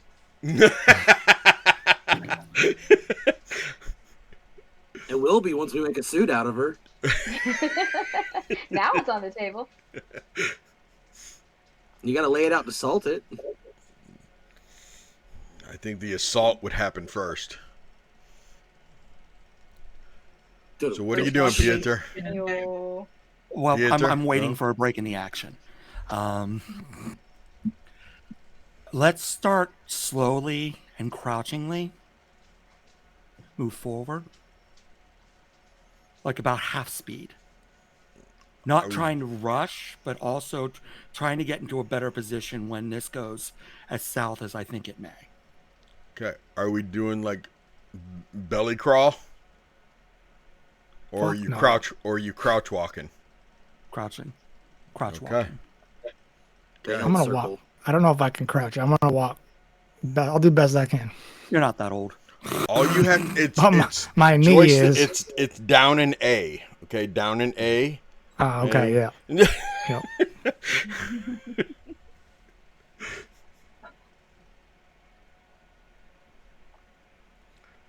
So move at half speed, guys. Go ahead and move yourselves up. Do 15 we feet. up in the trees notice them move from their positions? You're not looking that direction, so why don't you give me a perception at minus 3 to your perception. Minus 3 perception. Alrighty. Let's see. Okay, that's just a straight roll then. Because 15 feet would have been as far as I would have gone. Okay. That I moved. Oh, Duke said it's R3 to crouch. Okay, I'm pressing the wrong button. That's my bad. Okay. No, that doesn't do it. That's only 5. Okay. He was playing a lot of soul games. Okay. Alright, be nice. Nova and Kaida also, I want perception at disadvantage because you guys are not even looking that direction. I got a 12.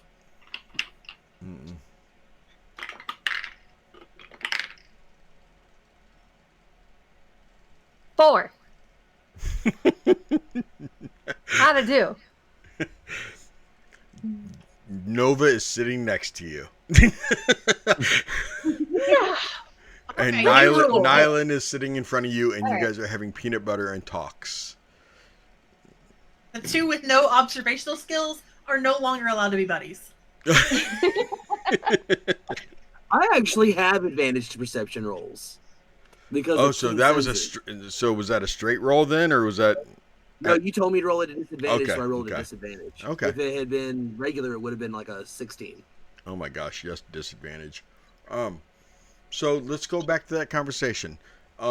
And Piotr and Bo, when I hold up my hand, you can move another half movement of 15 feet when I hold up my hand. Okay, Nova and Kaida. All right. Bo, did you want to Do say I something? notice that the sending stone's going off? Okay. Well, I was just gonna. Sorry. Go ahead. Go ahead. It was nothing. No, it was nothing. It was just No, what? It was an observation. Go ahead and observe. What is it? All the druids look like they slathered themselves in the peanut butter that Nova gave them. If you look at their pictures. It's like the peanut butter baby. Oh my gosh, that peanut butter baby is so disgusting. That almost gives me nightmares. Okay. So, Nova, Kaida, we're still sitting there having a conversation. Kaida, you let me know if you need to dig deeper, okay? Okay. Because the 10 minutes is not up yet. Yay. Oh, for the love. Do I notice that the stone's going off? Oh yeah, I'm sorry, I forgot about that. Why don't you give me just give me a regular perception. Give me a regular bless you perception. May the demons leave your body. 10. 10. You will start feeling it in a few minutes after, in a few seconds at least. Bless you, may the demons leave your body, sir. But you don't notice it right away. Do you keep it in your? Is it in a pouch? Is it in? Where do you keep the sending stone? Probably in one of my pouches on my hip. Okay. Yeah, you haven't felt it yet. Like they haven't cleared the table for the little disc that has the flashing lights, to let you know. Did I miss anything important for my character while I was away?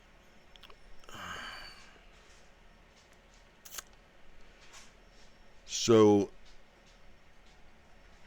if you did not know, Cindergrave, who was with the Vine Blights, Nova wouldn't have known this, so no, Nova didn't miss that. But in a few moments, you are going to notice a group walking towards you, a small group walking towards you down the path. Right now, they're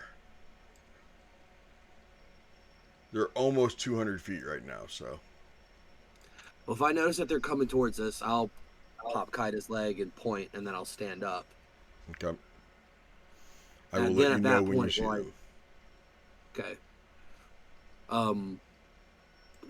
I'll just sit there and just keep talking with Nyland and really press on the fact that, yes, the land changes, and it can change naturally, but not everybody are druids. And it's important to understand that the world changes naturally in different ways.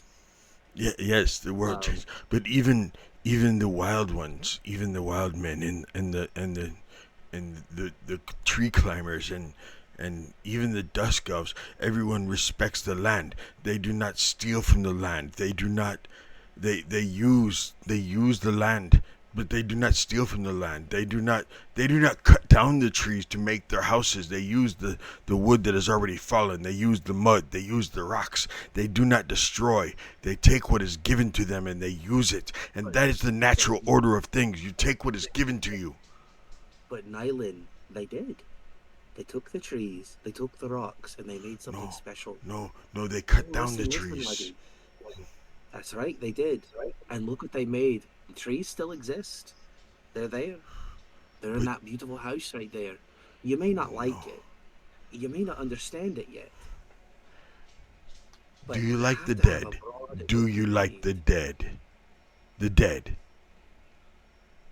Do you like the dead when they walk? Do I like when they walk? The dead here in Barovia, they walk. The dead walk. That's unnatural, right? It is unnatural for the dead to walk. Because the trees in those buildings, those trees are like the undead that walk among you. Those trees do not have the life that those humans had. That now those humans, they walk, they're undead. They do not have the life. Those trees that are in the buildings, they do not have the life. The undead are not natural, nor is building. They're but not since natural. Time immemorial, man has built. Your people have built. Do you like the dead? In Nyland? I don't. Yes. Did you make those twig lights? Yes, from the fallen trees. Is that natural? Yes, I brought up the blights. They were laying on the ground. I brought them up. But is that their you natural made- form? To have life, to walk, to understand, to communicate, to have sentience, to fight for you?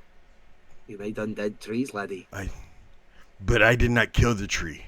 I did not kill the tree to make it blight. But you still used the tree's remains instead of letting it naturally decay. And now it walks, and it doesn't have a will of its Giving own. it more purpose. I did not kill it to give it purpose, though. If you kill a man, are you allowed to bring him back to life so he still has purpose? I feel like allowed is a very, very morally grey question at that point. I'd agree with that. The fact of the matter is, Nyland, is that there are many ways to live.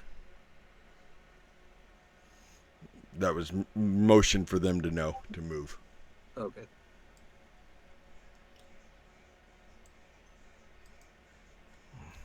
Yes, there are. But And these people are no buildings are- druids. no. And if I understand that these people came onto this land and that they started to build and they started to make a life for themselves, but I don't know that they knew you were here. Not originally. We made our presence known when we felt the earth crying out. My ancestors, the ones that before me, we have told these wizards of the wine, we have told them, you have taken from us, you have taken from the land, you have put these seeds into the ground, you have grown these grapes, you are bastardizing the natural order of things, you have taken from us, we have told them, we have told all of them, and none of them listen. That is why they have not listened. What did they say? Perhaps They refuse to give back. They refuse to move. They plant their feet hard in the ground and they do not move. And they spit at us that we should give it to them because they took it. They could not take. It was not theirs to take. Well, perhaps they didn't have someone who could communicate between the two of you at the time. Perhaps you came on too strong. But we're here now, and we wish to help you make It things wasn't me, but it was those that came before me. And then you know this for a fact. You weren't there, but you know it's for a fact. That they are still here. So yes, I know for a fact they are still here. They have not left. They need to And who told you these leave. stories then? Those that came before me. And were they telling you the truth? Yeah. Why would they lie? Why would they lie about the tree? Why would they lie about the land? The tree? Because I'm not. Have you felt the earth cry out? I have. I have heard the earth cry. Yes. Have you heard the earth cry here? Like right here, right now? No. Then how do you know?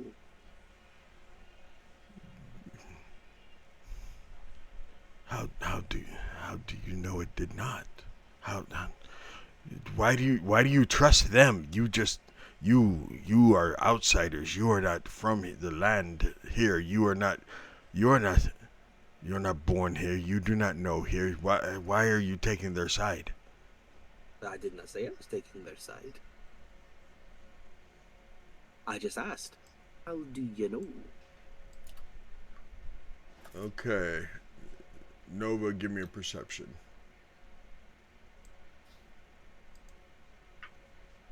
Nine.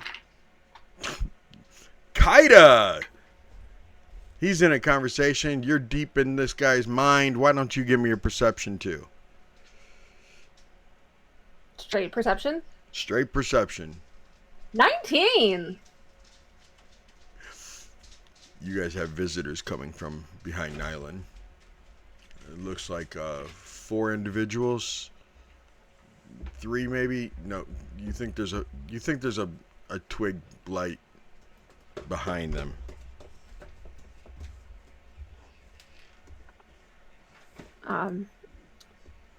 Nyland, who's that?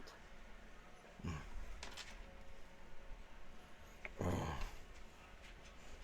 that is Cinder. Is Cinder a friend of yours? Cinder is second. Cindergrave is second. Well, Grigori is, but we do not listen to Grigori. Grigori sounds like a silly person to listen to, anyways. It is Gyllygash's younger brother, is Grigori. Nepotism. At its finest. Yes. We shall have to continue our conversation another time, Nyland, and I do hope we get to continue it peacefully and as friends. Yes. Thank you for sharing your time and your culture with us. You're thank you for the peanut butter. And he like starts wiping off his face real quick, trying to get rid of any evidence. Oh, prestidigitation, it's gone. Thank you. You're welcome, friend. Now, don't get yourself in Can you trouble. do that one? What'd you say? I didn't hear you. Can you do that one? Can I, the prestidigitation. The prestidigitation. Can I Like, do I it? can't do druidcraft, but I can do prestidigitation. I can also do this. I'm gonna, like, minor illusion. A picture of a dragon. No, I cannot. I cannot do that. I can do the druid craft though, and he will pick up some vines that are laying on the ground and shape them like a small bird. Not a raven. Different people have different talents.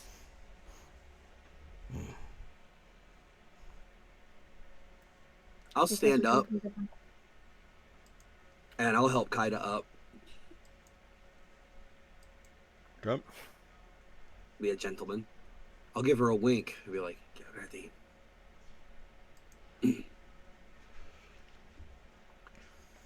And I'll wave to them in greeting. He doesn't wave back. And you. That's fine, he doesn't have to. Nope. The other 2 groups, you see Nova Wave. You see them approaching. Bo and Piotr.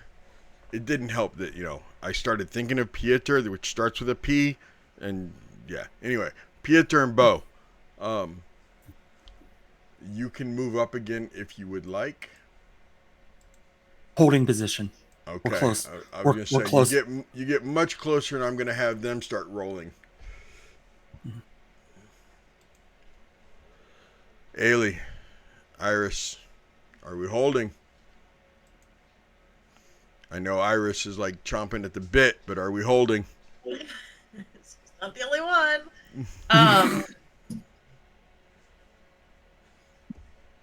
Eilidh, how are you feeling? I'd feel better if I had more fire spells. Would you feel better with a monk on the ground? Yeah. Be careful. I have a feeling if they spot 2 more in the woods. I'm trying to trust no one. So don't do anything to purposely break the tension, but I'll have your back. Thanks. And Iris, it kind of lets herself drop from the tree and disappears into the grass. Okay. She's going to be like crouch walking, but not full belly. Okay. Quietly. So half speed. Iris, you can go ahead and move your half speed once. Okay. What's the Speed of distance? 20 feet. Oh. 85 feet. Yeah. You will hear him raise his voice, and I'm not going to raise my voice. I don't want to make Mama too mad. But you hear him say, "You stand upon soil fed by blood long before feathers learned to steal the sky. Every vine here grows fat of theft."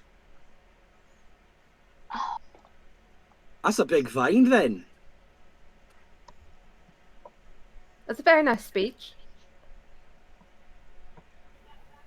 I'm Sir Nova of Avelpeak. To whom do I speak? I'm Cindergrave. I speak on behalf of Gyllygash's group. She has sent me. Closer? You're kind of hard to hear. I'm getting closer. Everybody can move more. If that means half movement for you, then move half movement. If you're holding, then hold. Iris is actually going to take an action to shift into the shape of the tree blight that she sees, or the twig, or the. Can you do a tree blight though? So I don't know if a changeling can do a tree blight. That's kind of what was holding me back. But let me see. As long as my form has the same basic arrangement of limbs, and I can look like another race. Is there race consideration, or I don't know? Let's see. Does it have to be a humanoid?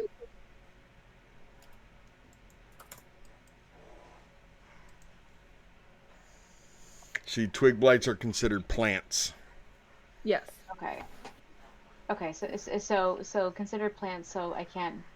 So everything has to continue to be humanoid. Must adopt a form that has the same basic arrangement of limbs. Okay. I love the concept. I love the idea. Mm-hmm. It's stretching it just stretching it too much for you to be able to be a twig blight. Peanut butter and be a druid then. There we go.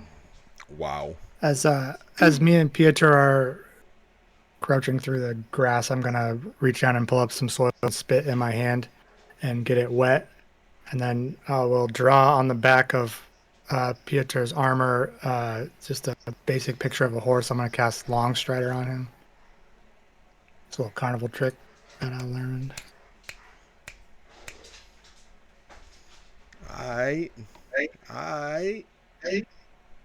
So he gets 10 extra feet of movement the next hour. It is 8 o'clock. We are getting close, folks. We are getting really close. This is when it gets heated, when tensions rise even more. We'll be back after a quick little break.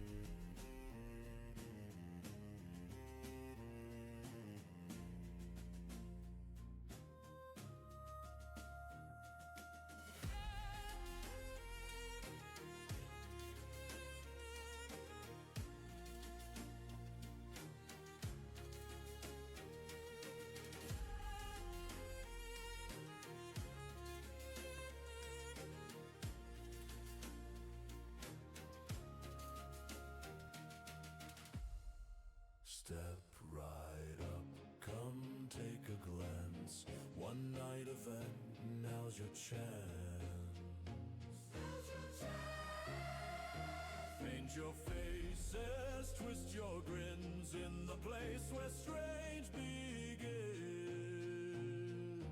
Welcome to the show.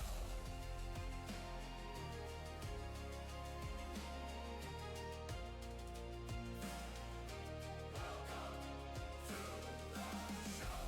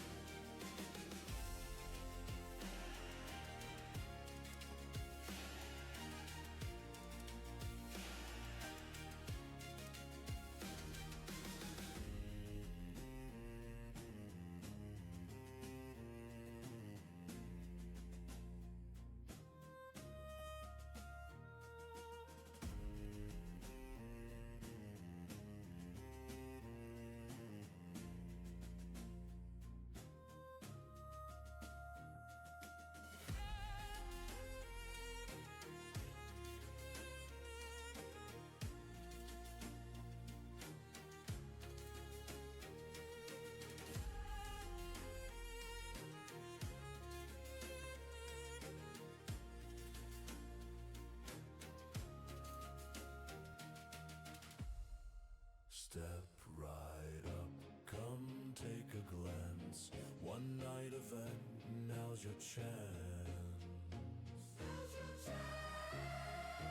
Paint your faces, twist your grins in the place where strange begins. Welcome to the show.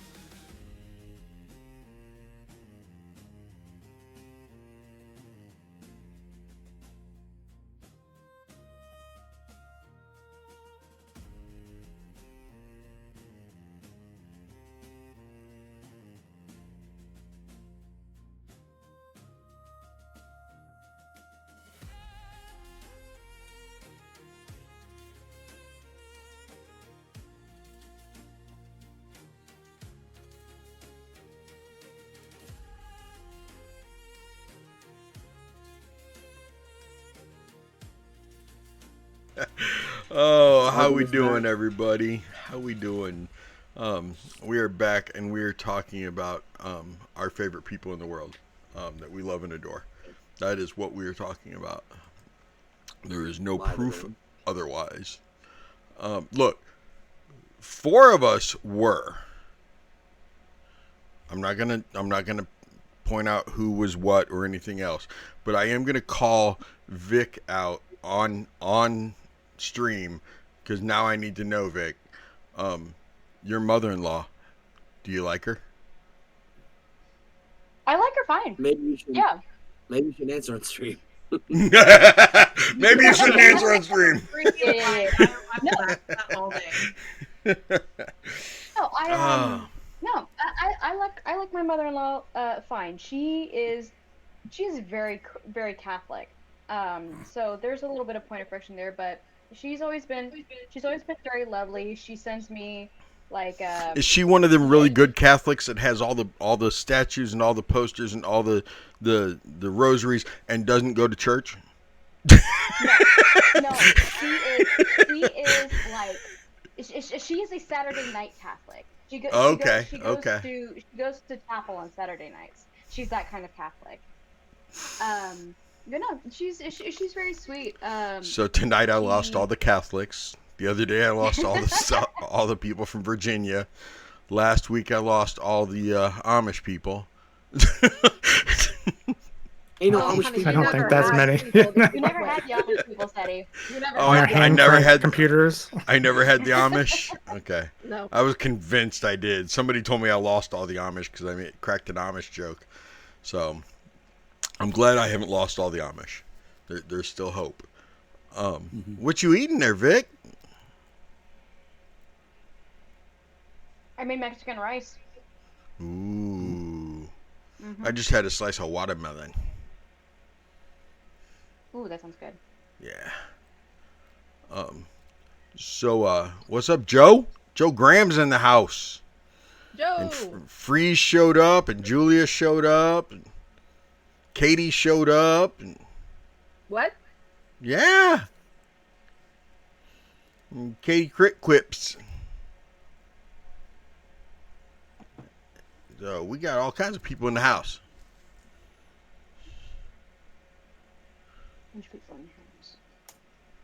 Oh, your husband doesn't like his mother-in-law? No. Look, it's in writing. All I'm doing is saying it out loud. No, he's saying. Joe said you need to get you a mother-in-law that's already gone. My mom is deceased, so the mother-in-law is already gone. But my stepmom rocked. So I mean. Yeah, we lost my mom. We'd only been married a few years when we lost my mom. So we've been married 26 years. We lost my mom 22 years ago. So. Wow. So she didn't really get to know my mom that well. My wife never had a chance to meet my mom, but she met my stepmom. And just recently, my stepmom and dad, they filed for divorce with each other. Oh my gosh. Yeah, so that's happening. You guys ready to do some D&D? I'm a firm believer that divorce is great. Yeah, let's do some D&D. Yeah. Instead of family trauma bonding. Divorce guys from their religion. Let's do some religious deconstructing in one conversation. Ooh, man. Okay, let's go for this. Let's do this.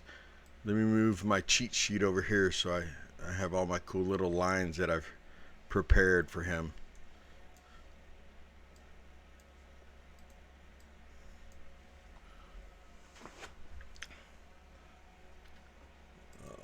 Let's see. He will get right up there. I'm going to get some mood music going too. So we got some background noise going. Did we ever pause Archivist, or did we just roll right through that? No, we just rolled right with it. We just rolled right through it. Okay. We rolled right through that.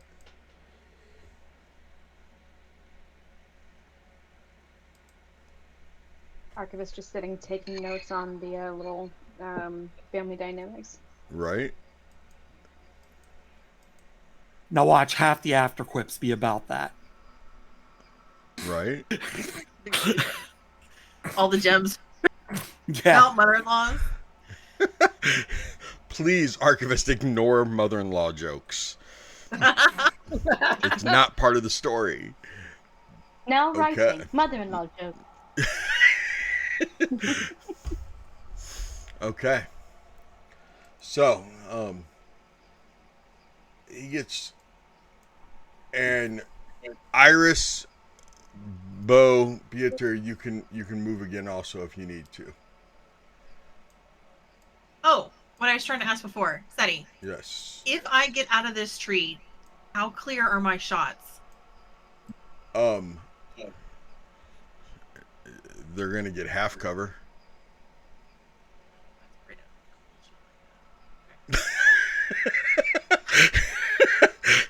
Wow. Okay. But since I'm in the forest, which is my favorite terrain, Yeah. I'm sure something good happens, right? Something good would happen. I tried, y'all. Seti, how close Firing shots on stream chat. Would you say, Iris? how close would I have to be before they start rolling perception for me?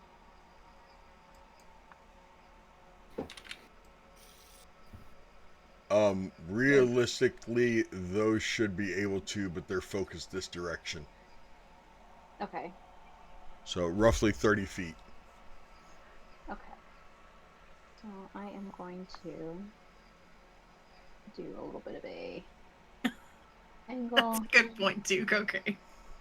Now, although they all look like the peanut butter baby, they are not the peanut butter baby. Okay? So gross. Mm-hmm. I disagree. I'm gonna state very clearly, I don't want to know. Yeah. I don't It's a want to baby know. covered in peanut butter. It's great. Making me do it. Yeah. Making me do it. No, All right. no. No. So the Cindergrave guy comes up, right? Right? Because we're playing D&D. Yes. Yes. When he gets close, I'll nod my head to him. I'll be like, "Greetings to you, Cindergrave, speaker for the matriarch. Why would she not come and meet me herself?"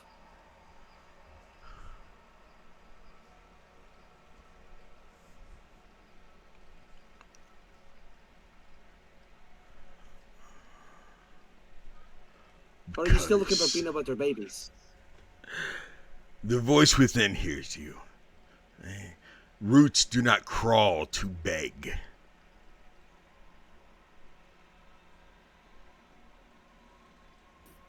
Nova, I did think ken what that means. I don't know if that was Coleman. I'm sorry, was that Druidic? I don't mean to insult you. It just seems to be a colloquialism I don't understand. No one's asking anybody to come and beg.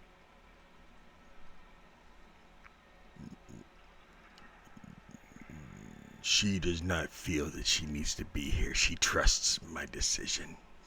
She trusts me on what my call is. I know what our So you're the one calling actually in is. charge. So you're the one actually in charge then? She has gifted me with the ability to make decisions.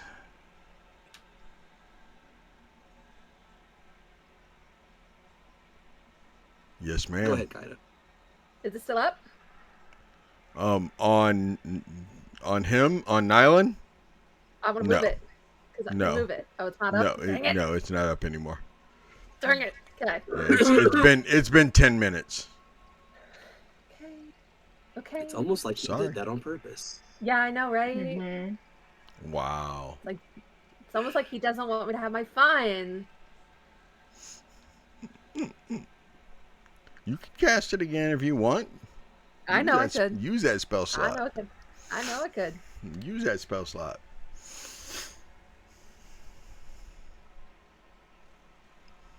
I didn't mean to insult you, Cindergrave. If she has gifted you with the power to make a decision, I shall respect that. Though I do wish to meet this matron at some point, if that is all right in the future. That can be a conversation for another time. As it is, I come on behalf of the Martikovs and ask to parley and see if we can come to a peace. The Ravenkin nested here without right, without tribute, without permission from root or stone. They pressed wine where bones were buried. That does not sound like stewardship. That sounds like blasphemy. And now they send you? No. You are not the winged ones. I take a step forward, and it's not a forceful step forward, but I lean my face forward so he can see the full wings on my face. I am a servant of the Raven Queen. I am a servant of nature and order. I speak with her voice as you speak with your matron's voice. So I speak for them. I speak on behalf of my lady as well. And I come with respect and honor to you and yours, if you will hear it. This land was wounded before you arrived, and now you stand in the wounds? I will hear you, but realize those Ravenkin are not getting their home back. Everything else is negotiable. How come they cannot get their home back? Because the land needs to take back what was stolen. Does that mean that the trees need to grow again, the vines need to die, and that those on the inside, the ones being kept hostage, also need to die? The Ravenkin, they can live as long as they abandon their nest and crawl away without claw or wing raised. Nova kind of laughs. He goes, most ravens are known for hopping rather than clawing. Aye? Yes, Eilidh. Yes, Eilidh. You're muted. You're Eilidh. muted. Yeah. Yeah, you are. I didn't see my little friend. Anyway, how well can Eilidh hear this conversation? Not very well at all. Okay. It's pretty far away. Kind of What are you at? 100? Yeah. I'm mostly just looking for tone. Like, I know I probably can't understand any words. Give me insight then.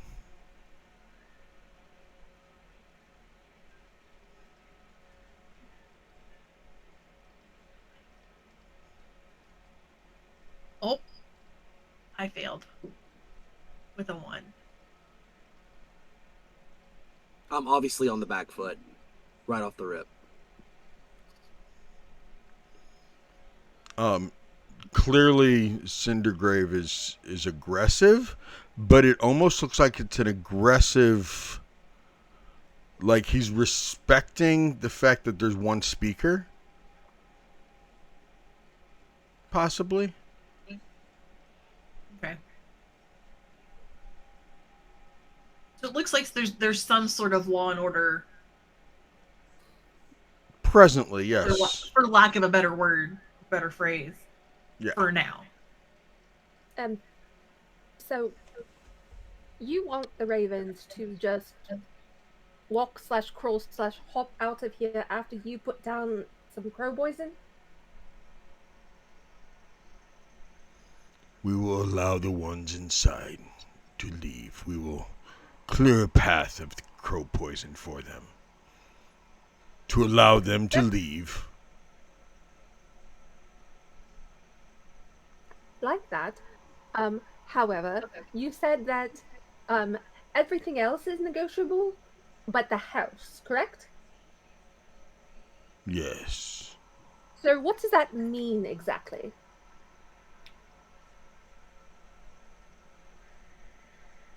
It means their lives are negotiable.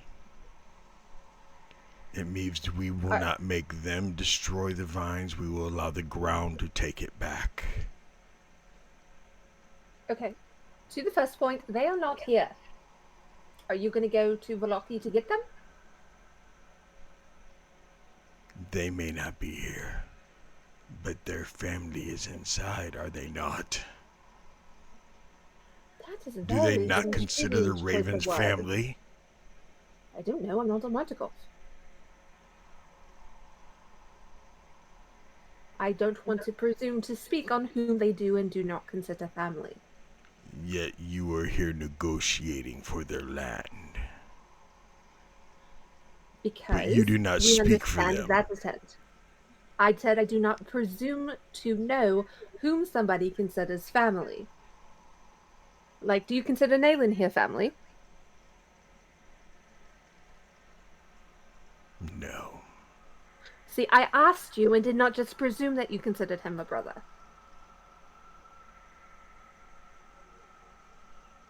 It's polite.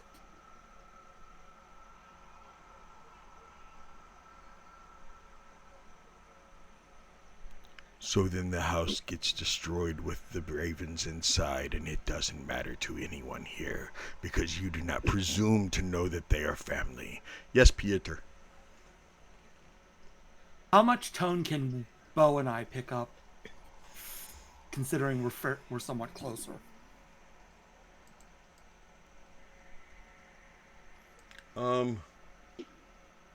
Give me insight, sir, because you and Iris are about the same distance away. Absolutely. 27. Oh, wow. You guys are a little bit further away. But, Iris, you can almost hear the conversation. Almost. But you are muted. Piotr, from the tone, Cindergrave sounds agitated and more aggressive.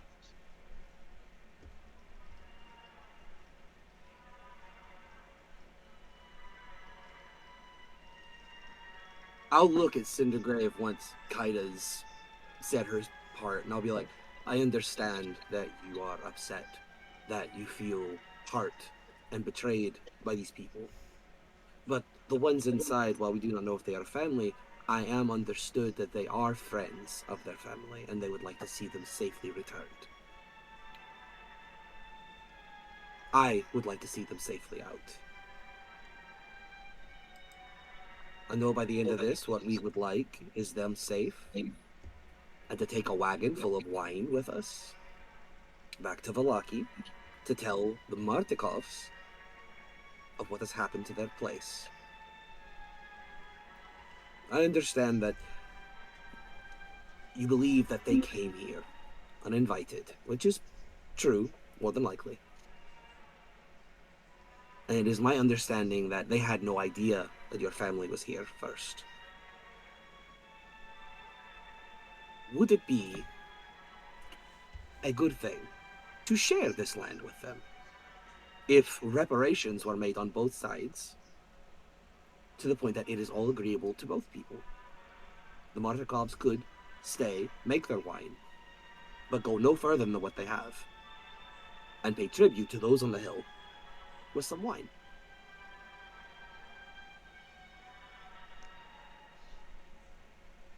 We do not need their wine.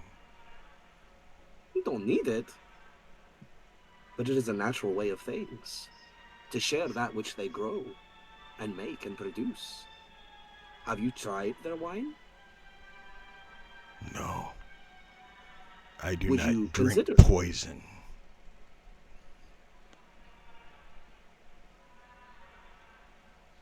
Some wine is good from the stomach, I hear. And Not I that believe which some is poisons. stolen from the ground. Ah. And how exactly is it stolen? The Martikovs came here 3 generations ago. I The Winterthorns were here before. We'd always had heard beef of with these them. Winterthorns. We'd always had problems with them as well. Martikovs show up. They marry in. See. They say it is So theirs the now. Martikovs married in with the Winterthorns. And then took over. So the Winterthorns may exist anymore. Nay. They do not exist. Except in memory. There are So some they that were are absorbed buried by the in this Martikovs? ground, and by the ground. Those that had died before, they were buried here.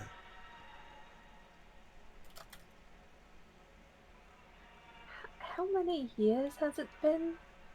Has this feud been going on? 300. That's a very long time. Yes. Right.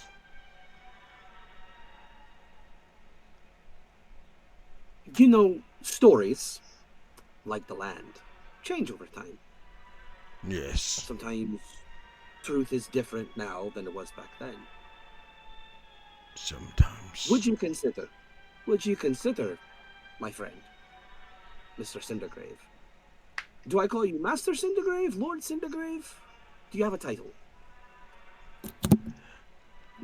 Unless you plan on worshipping me, it is simply Cindergrave. Then simply Cindergrave it shall be, for my worship belongs to another. Surely you would not deny me that. Worship whatever you want, Wolfer. So, Then Cindergrave, my friend. Go ahead, Kaida, please. so Neva and I are not here to pretend that your grievance is small. We understand that to you land is not just merely soil or dirt. It is memory. It is shelter. It is blood. It is belonging. You believe that the Martikov's Winterthorns, took it from you. And I understand why this place matters to you, because it is part of what you believe is your jurisdiction. But wrong does not become righteous because it is old. And justice does not become pure because it is carried out by those who suffered first. You say the Martikovs stole your land. Very well. What do you intend to do with this land now? Restore it? Feed it? Let the walls of that beautiful house rot? Only for proof that you can turn somebody homeless? There is no half atonement. The earth does not bargain. It consumes. Trees will grow again. Vines will overtake everything. Fungus, moss, grime. The house will be torn. The house will be demolished so that the land can consume it quicker.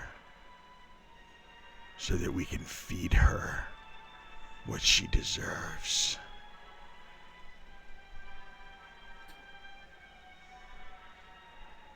So, do they not have family buried here? The Martikovs. Aye. Yeah. They've been here for 300 years. Yes, they do. They soiled the land with their bodies.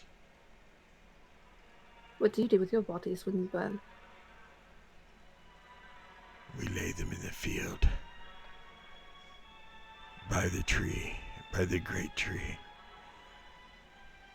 We do not dig earth. We lay them out. So any punctuation into the earth is not okay for you? Are you going to try to twist my words when I say no? No punctuation. If the ground is wet and I step across it and it is muddy and my foot sinks into the mud, I am not punishing the earth. I am not digging into the earth. I am not puncturing it.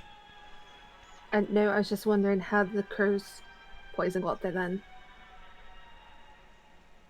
Doesn't that have to be planted? Or was that magic? That was magic. That was druid craft. We threw the Druid seed. craft? No, I need to learn this new spell.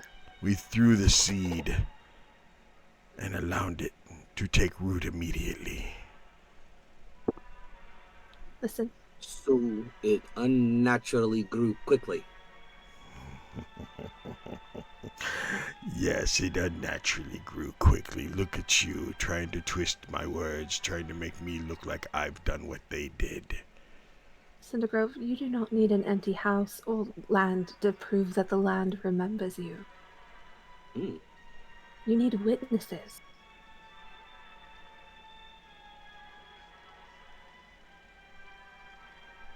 The blight was right.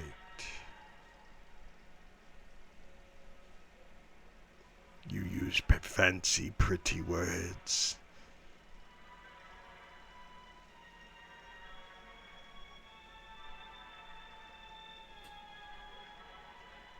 I am not here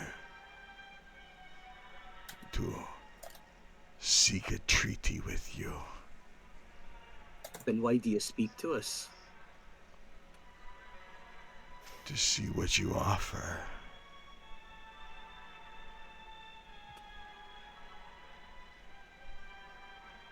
To allow her more time.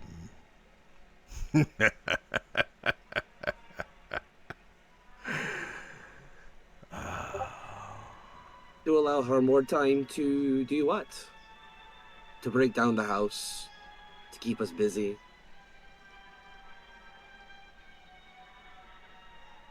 If you do not come here to negotiate, then I don't think we have anything further to talk about. Then what do you want to do, Wolver?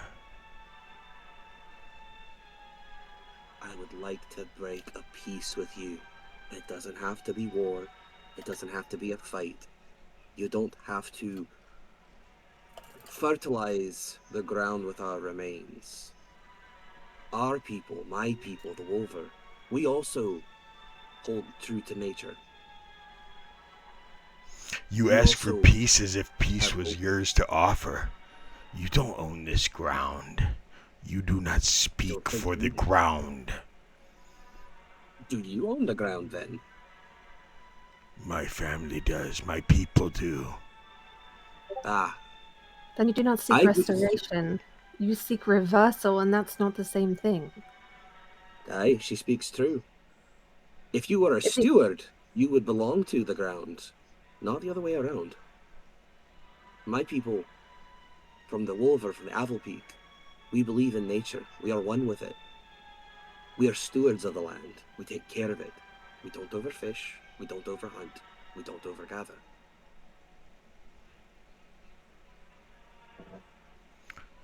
No. You would tear down and destroy. So you Wolvers, you don't build new houses. You don't cut down trees to build new houses. When you have too many children, you do not overpopulate. You always stay the same size, your little camps. You don't spread out. You don't grow. No. Eddie, You've got a question. Here. Yes, Iris. While this conversation is going on, can Iris do some kind of nature check to see, or just some kind of check to see if she affects one of the blights? Will it alert anybody else? Oh, I didn't even realize you'd gotten that close. You should have let me roll some. I was trying. Well, I just moved. I was trying to get your attention. Oh, okay. Yeah, I'm staring right here. I didn't look up at the map. I know. You are pretty sure that you have a feeling, Iris, that the Twig Blights are almost hive mind-esque. To where any action against one would alert the rest. Okay. Thank you. That does affect what I was doing. I will move back to my position.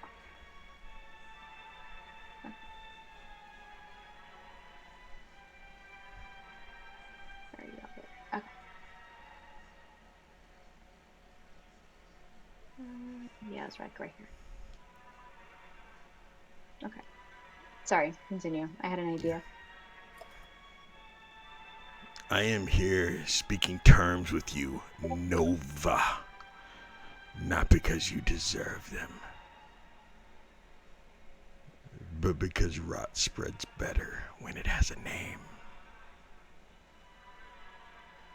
Again, you're using a colloquialism that just goes above my head. If you're spreading rot, speak plainly. Because it does sound like, aye, sir, you're spreading rot. You don't want peace. You've made that clear. You want everybody out. You don't want to steward the land. You want to own it. We are protecting Sounds her from outsiders. And who's an outsider? Who do you consider Who's an her? outsider? Her, the land. Strahd's bride. The land.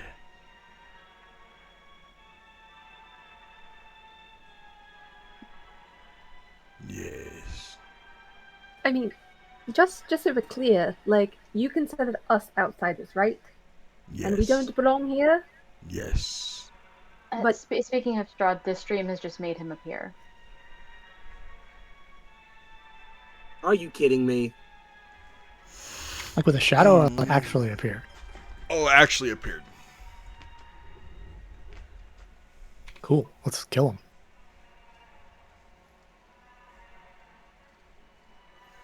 That Oh, we're missing a changes bunch. all kinds of things. Oh no. What I was going to finish saying is that he brought us here. So we are guests. No. You are not guests. You're his toys. Toys, guests, however you want to say it. We've been invited to dinner. Sounds like a guest to me.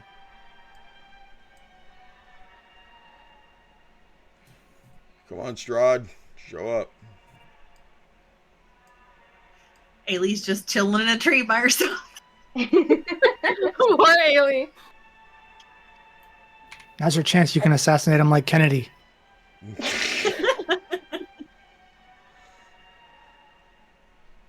He was Hit just him up with your there. best Where'd he shot. go? Where'd he go?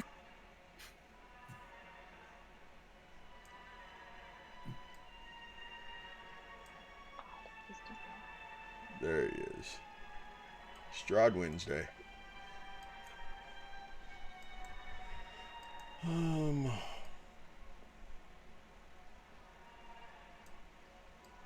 Good. Oh Afraid no. he's gonna like appear in the tree next to me. Iris, you see. a Don't ever give the lone- DM ideas. You see a lone single bat come flying in and mid-flight transform into Strahd right there. And he just kind of glances over at you. Hello, Iris. How are you doing? I'm obviously hiding, Strahd. No, you were hiding. I just called you out.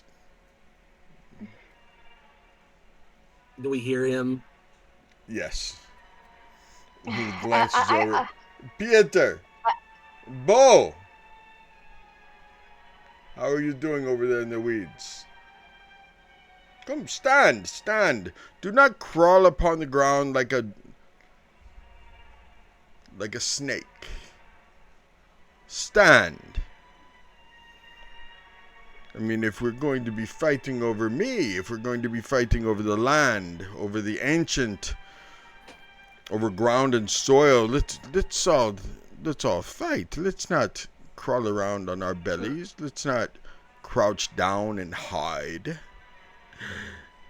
I'll turn to him. I'll flourish my cape and give him a bow. It's like, Lord Strahd, you honor us with your presence, my lord. I do.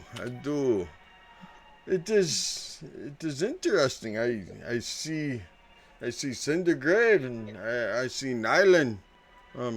Where's your Gyillygash? She's in the house.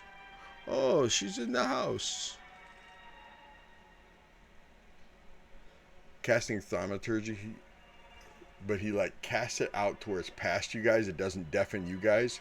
You hear from like behind this twig right here, Gyillygash, I want you here now. Stop poisoning the vats and come down here.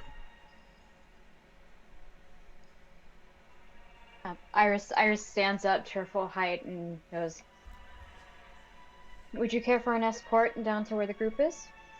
Please come, take my arm. I'd love to walk with a beautiful woman. That is how you see yourself right now, and how you want us to see you. Do you ever not choose a beautiful lady? Do you sometimes maybe decide you want to look like me? Well, I do tend to choose beautiful men to look like sometimes. You flatter me, Iris. Please take my arm. Let us walk together. And he's looking around, and he kind of glances, towards the trees and everything. He goes, oh. Mm-hmm. I kind of have my hand on his hand on my arm, just kind of like trying to maintain some kind of control over or knowledge of what he might do with that hand. Kaida dear, do turn. I mean, you would not want to stand with your back towards me, would you? Kind of was looking at Strahd. Okay.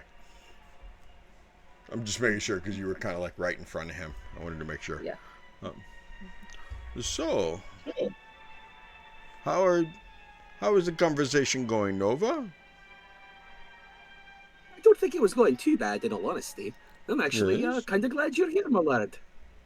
Yes. Perhaps you can help me keep things honest.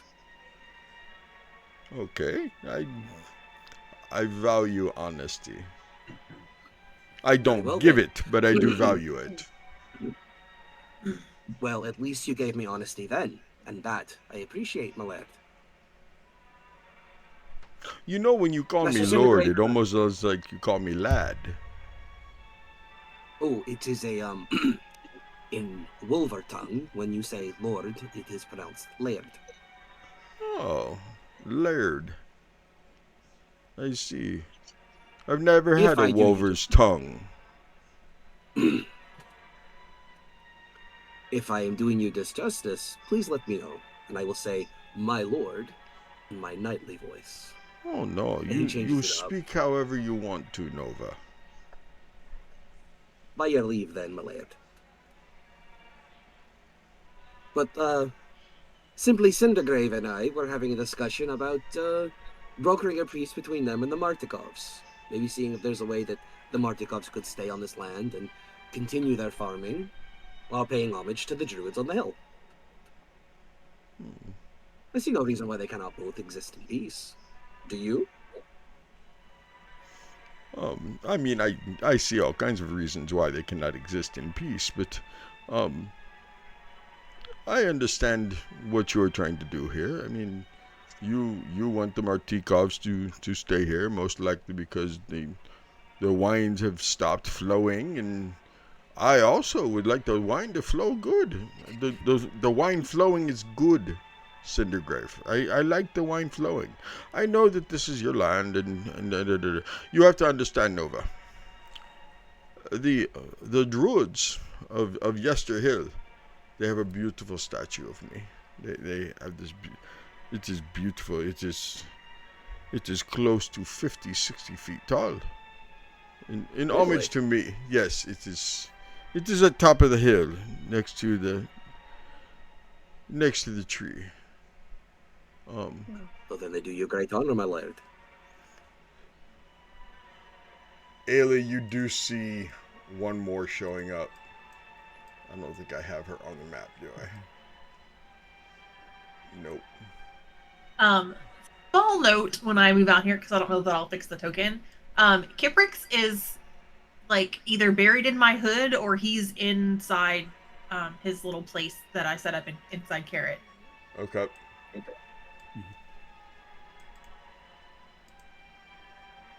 Seti, I think Bo and I would also stand and start moving forward since the jig, as they say, is up. Oh, my heart's pounding. Iris, have you looked over at Eilidh recently? I have not looked. Yeah, Okay. Not consciously. I probably would have like. I probably would not have glanced your way in order to not give away your location. Okay, that's fine. Perfect. Yeah. Oh, actually, by my side, I'm going to make the hand signal for watch or something like that. You would see coming down the main road, Eilidh. You do see Winter Splinter being led by Gyillygash. Oh. And you see Eilidh just rolled her eyes. You see the other ones kind of forming in with her. So, I understand why they want the Martikovs gone, but I want the wine. It really puts me behind the black ball, behind the a rock in a hard place, as they say. The 8-ball. Because I like the wine. The wine is good. I could the Vistani. The Vistani could go get me wine anytime. But I like having wine locally too. It keeps people intoxicated, so they're making stupid decisions, and I like that. Good for the economy. Hi, good for your local economy as well, I would say. It is. And you do love your people. Mm-hmm. Yes, I love my people.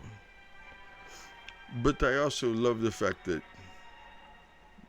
the Yesterhill Druids, they worship me the way people should worship me. Everyone really should. More people need to worship me. I see. Well, we don't want to take that worship away from them.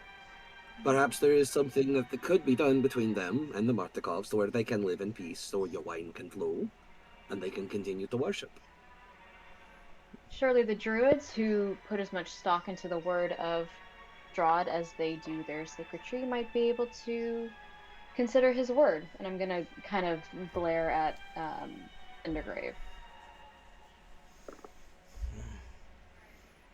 We will do whatever his Lord, the Ancient, whatever you desire, we will do. Yes. So, I like the crow's poison. I like it because it kind of put the Martikovs in like a stranglehold, sort of like a chokehold. What I don't like is the fact that the wine has stopped all. I mean, look at these fields. These fields are disgusting. These fields are horrible. Can't you druids? Can't you do something about this? Can't you make the land fertile? They put the seeds in the ground and yes. The magic seeds, yes, I know. But I mean, druids can do things to the land. Can they not? Can they not make things grow? Yes, we make them grow from the rot, from the pestilence. Grows new fruit. Yes. I like the fruit of the vine is what I like. Is the fruit of the vine. Yes, the grapes choke out some of the other things. Yes, I like choking too. So choking is good. So what do you say, druids? Maybe you do something to the land. You make the land grow the grapes, and the Martikovs, because they're really good at stepping on the grapes. They're good at the crushing of the grapes. I am good at the crushing of souls and people. I don't see why anything needs to change. I mean, the Martikovs keep doing what they're doing, but without the magic. And maybe they owe you something. What would you all like? Them to leave. No. I don't want them leaving. Nova, do you want the Martikovs leaving? Oh, I didn't want them to leave. Just to be perfectly honest, I agree with you in that respect. What Would you do like me you to think? elaborate, or is that Yes. good? What do you think should happen here, Nova? I'm very curious. Well, actually, you and I seem to be of two very same minds. I offered, when we were speaking of it, some kind of recompense or tribute, either yearly, monthly, or however it needs to be. And they said they did not, and I look at Cindergrave, did not drink poison. Which one was poisoned, Cindergrave? Which one was poisoned? The wine. We don't like the wine. Oh, you don't like the wine. You ferment pumpkins and drink the pumpkin juice and the squash juice, and you get drunk on that. You won't do the grapes though. You don't like the fruit. It's the bitterness. You want the bitterness. We don't like the wine. Yes. Can you say more than we don't like the wine? Is that possible, or is that all you know how to say right now? And Cindergrave If I just may, keeps he his head does down. do very. If I may interject, he does do very good nature metaphors. Oh, you are good at the metaphors. Yes. Oh, so how about you like metaphor some like fucking grapes? Okay, I want grapes. I like wine. I do not like squash juice. I do not like the pumpkin puree. The whatever that is.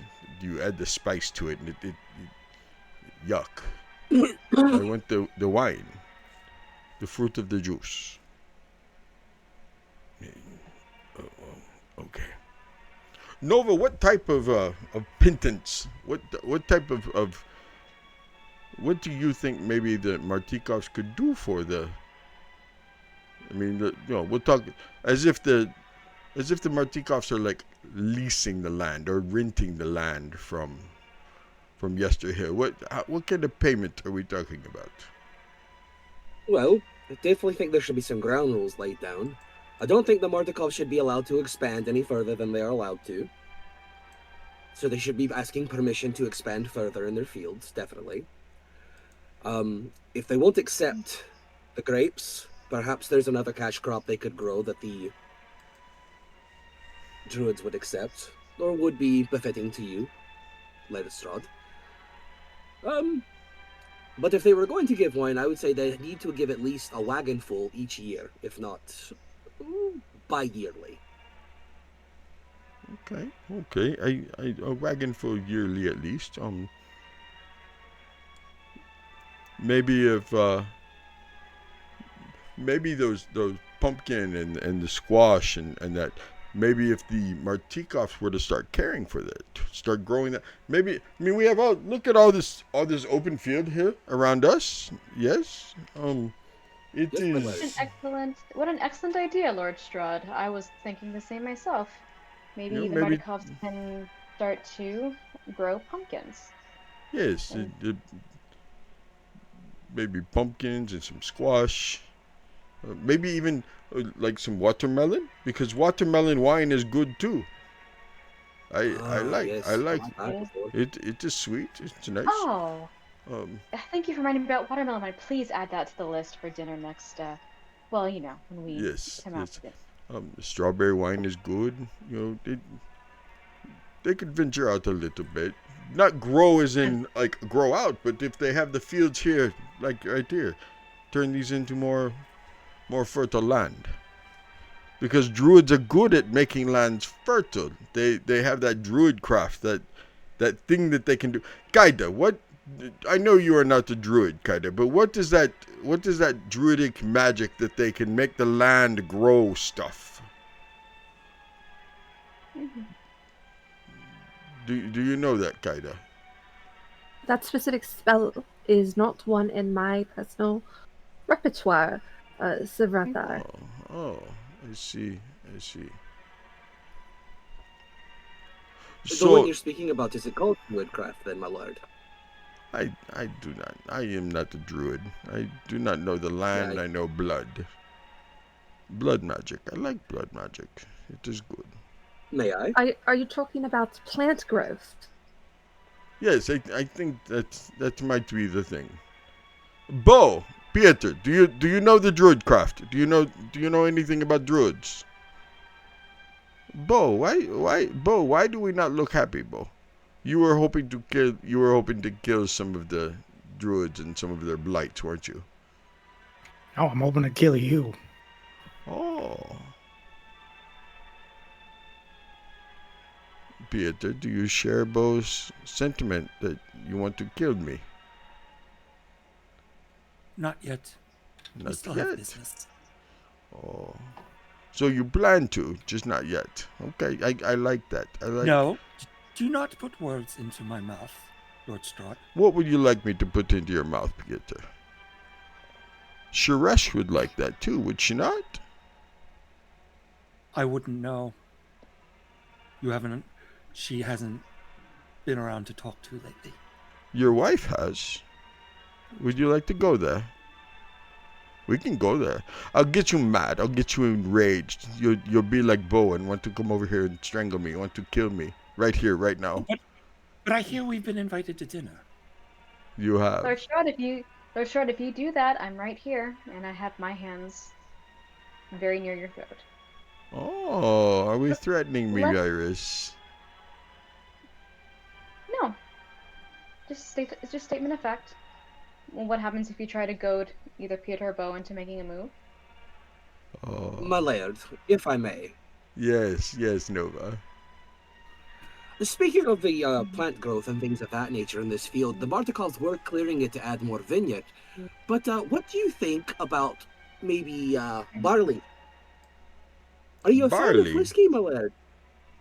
Oh, I am not, but I know that mankind, they like the whiskey. Would you consent to barley being grown? They can grow the barley. Yes, they could do the barley. Perhaps. But what do you think about this field here being grown with barley and this one with the pumpkins for the druids? That is very possible. If you're Eilidh, amenable to it. You are up in your tree. You see the entire entourage of all the blights, the Winter Splinter, and some female druid walking forward. You see Strahd. Iris appears to have Strahd in a, I wouldn't say an armbar, but she has him positioned to where she could definitely attempt an armbar. Eilidh, it's never been more tense. This is a fucking powder keg, Eilidh. Oh yeah. And there's about seven. There are about 7 fuses.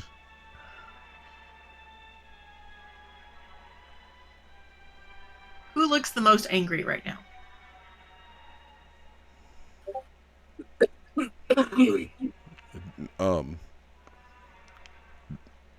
I don't want to speak for Bo or Piotr, but I doubt if either one of them look thrilled. Bo might be smiling a little bit, but... Well, Piotr wasn't finished with Strahd when Nova jumped in, so... Okay. I wasn't... Okay, we can get right back to that. So, Piotr definitely doesn't look happy. What about Cindergrave and Nyland? Nyland is on one knee, and Cindergrave has his head lowered. Okay. Do I feel reasonably sure that I've not been spotted yet? You are pretty sure the only person who knows your position right now is Iris.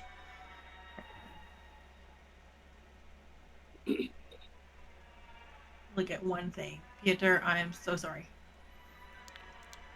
Freeze, you threw a monkey wrench in this thing. Holy shit, Freeze. Or he could have been the one to help us with this situation. She. My apologies. Can I say periodically I would be shooting hand signals to Eilidh, just kind of like throwing signs up behind her back or something. Oh, gang signs. Gang signs. Okay. I can let you But get can off. you- Okay. What are you looking for, Iris? What kind of sign do you want to send before I go back to Piotr? I just want to send wait, ready, wait. Wait, ready, wait. It's something to the effect of stay ready. Yeah. But nothing's popping off yet. But stay ready. And does Gyillygash look like she's gonna like? It's really hard to say because it's kind of an out there reach of a question. Does she look like she's going to be as reverent as the other two? Or does she look like she's going to come in and start lighting fuses? She looks like her fuse is already lit. Okay. All right. I'm going to hold a hunter's mark. Or I guess I'm not going to hold it because I don't want to lose the spell yet. But I would like to have hunter's mark. Never mind. I'm not going to declare anything right now because it depends on what happens. Oh, what on earth? Okay. Yeah, I'll just stay ready. Okay. Muttering curses to myself. Piotr. I need a minute because I'm trying to remember what I was going to say. Okay. The group is walking forward.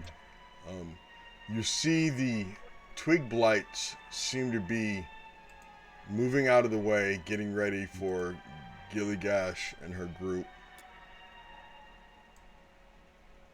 It's not like you don't see them trying to surround you guys as much as they're moving out of the way because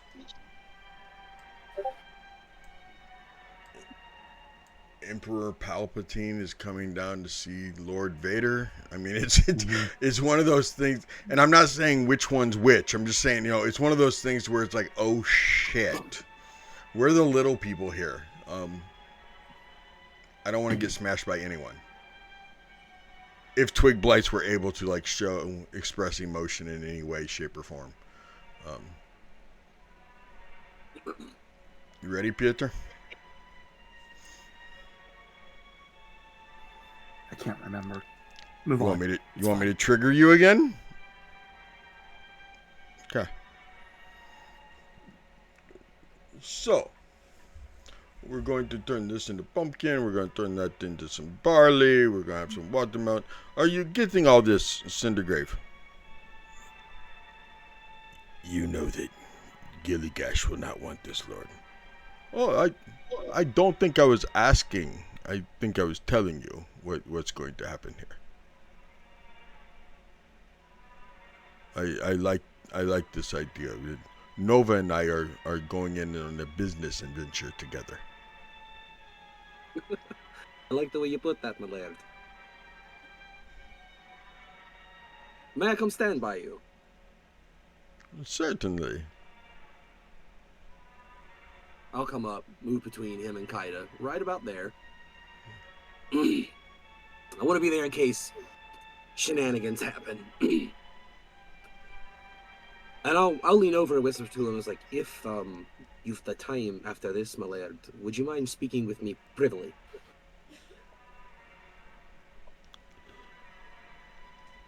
I have a question, Nova. Okay. I understand your Wolver tongue. But I also understand that you don't always use your Wolver tongue around your friends. Why do you switch back and forth?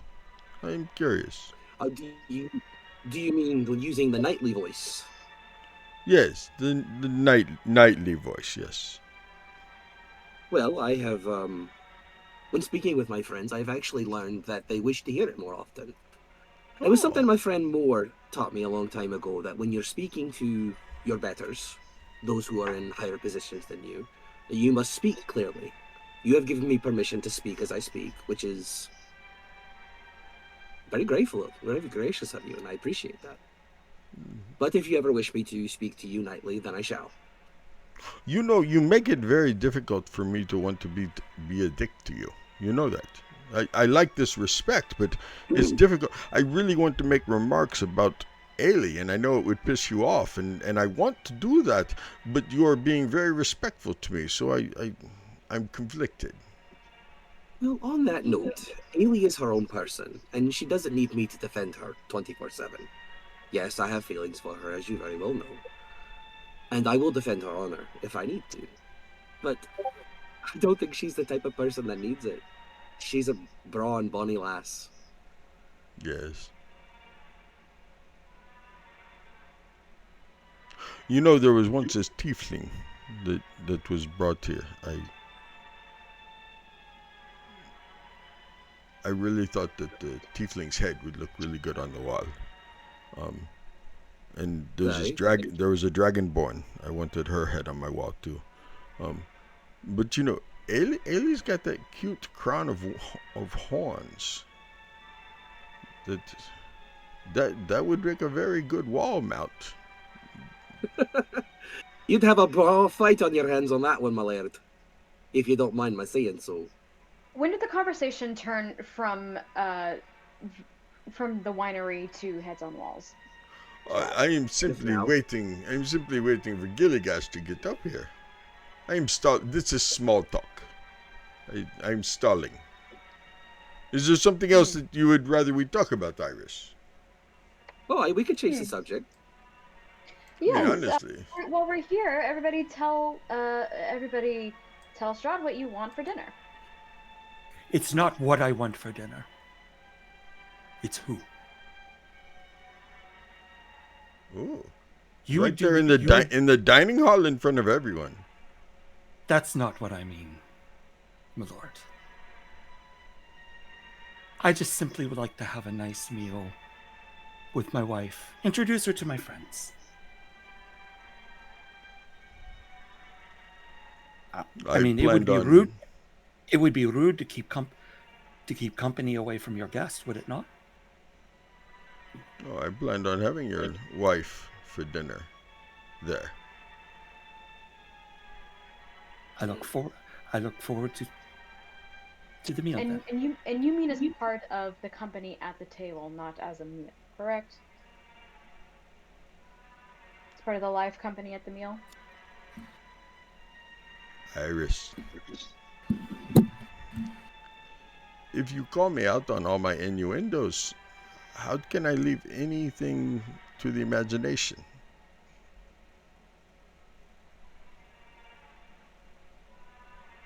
With you, imagination's worse than the real thing. Yes. You didn't answer my point. Oh, go ahead, Iris. I am curious why I should, Piotr. What have you done for me, Piotr, that would allow you to have time with your wife alive? What do I get out of this? The satisfaction to know that she would not leave with me that night. I already know the fact that you still remain and hold total control over the situation. Yes. Mostly as a gesture of goodwill from our divine host. Aye, Sir Hagsbane makes a very good point, my lord. But it is up to you in the end. Yes, yes, it is. So, going with Iris's proposed conversation, however boring, Bo! Because I think this answer will be very interesting. Bo, what would you like for dinner? I'm not hungry. You won't be hungry in a few days. You won't be hungry. You don't want to eat at my house, at the castle. You have no desire to. No, I plan on having a big breakfast. I'll be fine. I knew it would be interesting. I knew it was. Nova, what would you like? What would you like for dinner? I'm a simple man, but I would like to share with you the bounties of Appleton. If your people could bring knucklehead trout and maybe some of the herbs and spices of my people, I would consider it an honor. Aye. Thank you for the anonymous gifter. I greatly appreciate that. Thank you. Yes, Strahd thanks you too. Knucklehead trout. It will be.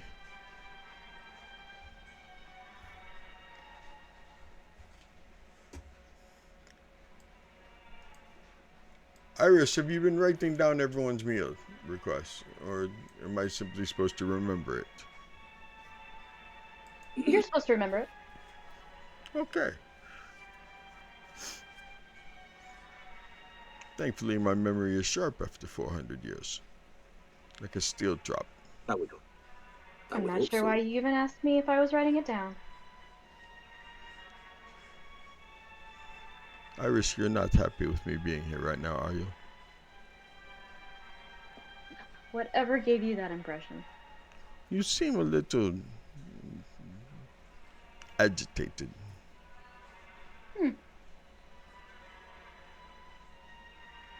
That's interesting. It's been a long day.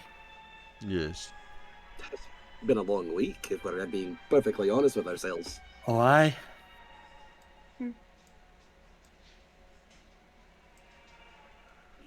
My lord, is that the matron there? The one walking towards us? Yes, that is Gyillygash. How do we address her? Is it matron, or does she have a title, or is it simply Gyillygash, like It's simply simply, Cindergrave? it's simply Gyillygash. DJ, look at that. Thank you very much, dude. Thank you very much, sir. Oh, look at that, Gyillygash. You brought Winter Splinter. Were you expecting something down here? No, I was not, your lord. I simply was paying back the Martikovs for desecrating the land.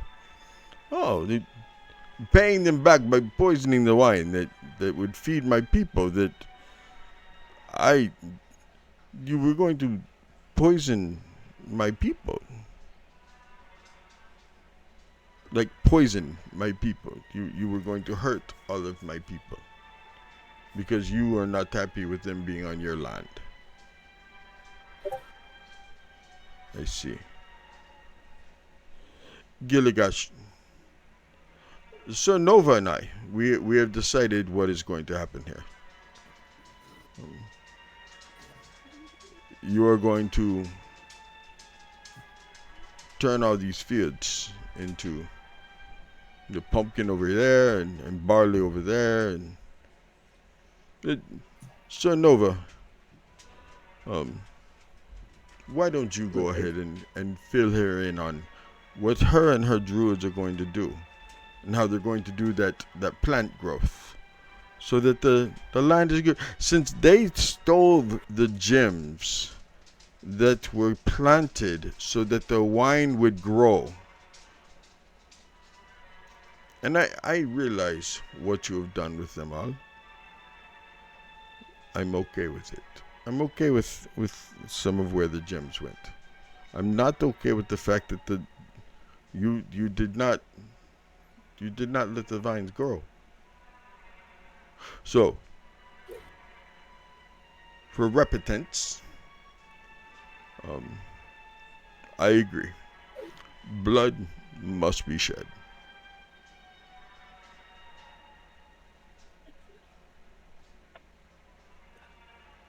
My lord, if I may. Yes. You have been very kind and very knowledgeable. And I appreciate your input on everything that has happened and your deliberation. It has also been requested by the Martikovs that their friends that are inside be set free safely, and that a wagon of wine be delivered to Vallaki after we are able to finish up with peace talks. May that still happen. Yes, yes. Miss Iris, if you would not mind, please. I think it's all under control now. I'm going to go ahead and go prepare for dinner with my friends here. Piotr, My lord? your wife will be at dinner. For you to sit with, for you to talk with. Alive. Mostly unharmed. I wasn't going to lie to you. Why would you? I have no value the need truth. to.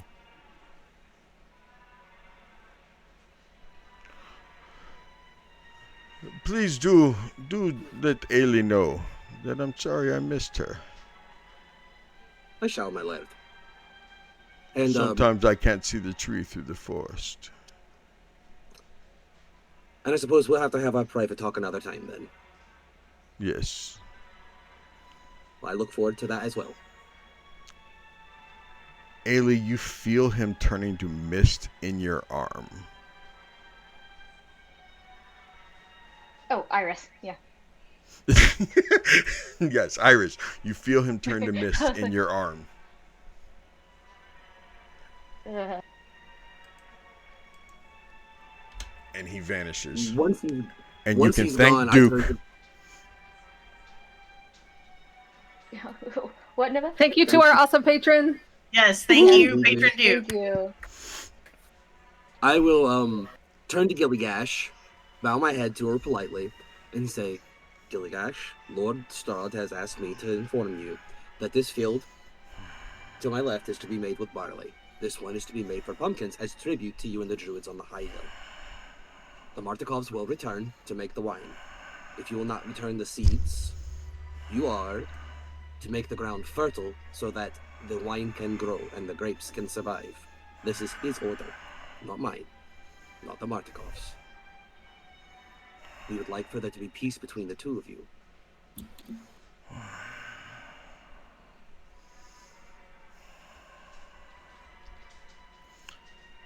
Nova, give me a persuasion.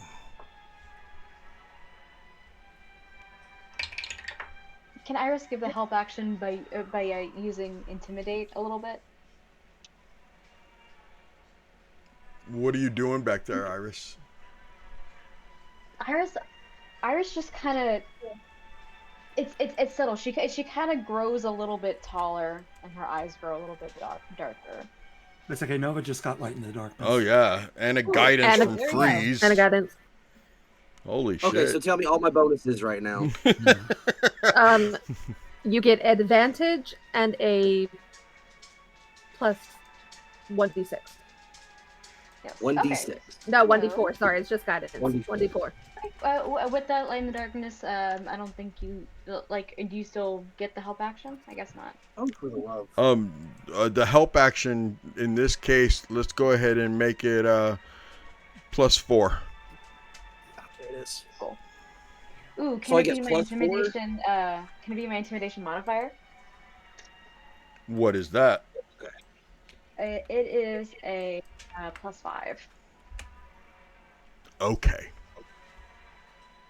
Hell yeah.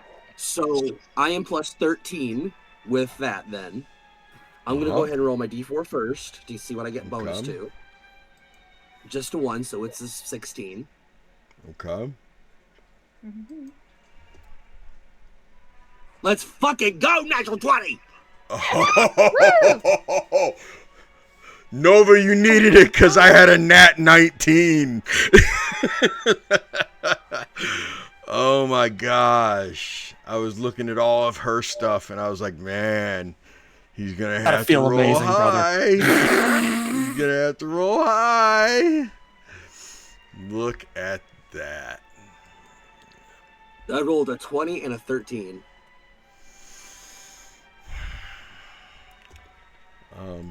So modified out, what was that? I was like a 36. Who's counting? Who's counting? It beats. I'm counting. It beats her. Okay. Yes, and we will make sure that Lord Strahd gets his watermelons and strawberry and barley, and we will make the pumpkins over there, and we will make sure that we plant growth all of this and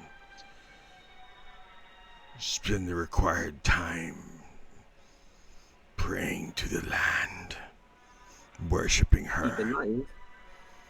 Keep in mind, you have to work hand in hand with the Martikovs on this. There is to be peace between the two of you. If you need to, I can come out again and talk between the two of you. If you wish, I can be a representative, a neutral party between the two of you. But they will give you tribute every year. Every year, you will receive 1 wagon full of pumpkin juice that they will ferment and make specifically for you.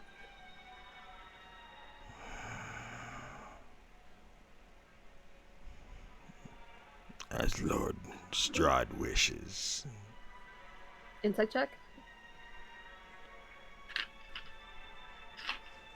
Go ahead.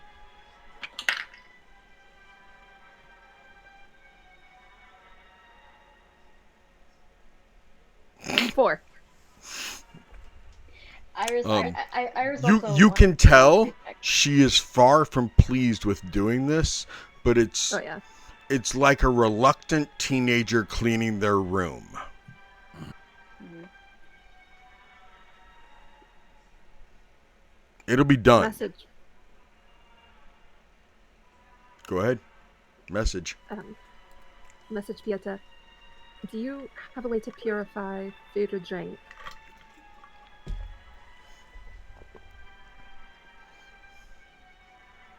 Please hold. Holding.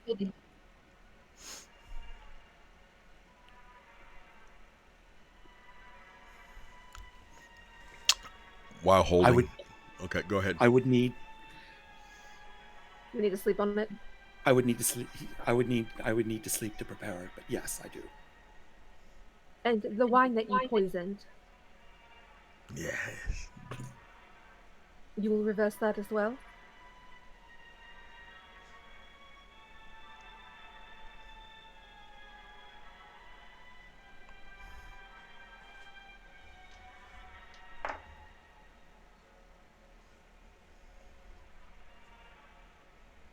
You heard the Lord.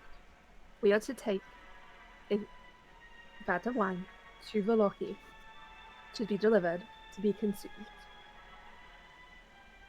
The Lord did not intend to have his subjects poisoned. You have your judgment. Do you not intend to carry out your Lord's wishes? Do you intend to go against them? I will purify. You may speak honestly here. This is not over, Nova. I see you. I see your people. I see you. This is not over. I see you too. And we'll be ready if that's what it comes to. But I hope you change your mind and we can be allies instead. And I look over at Nyland, and I was like, I really hope we can be allies.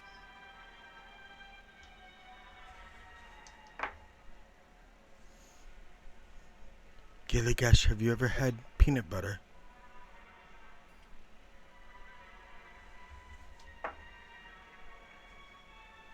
What?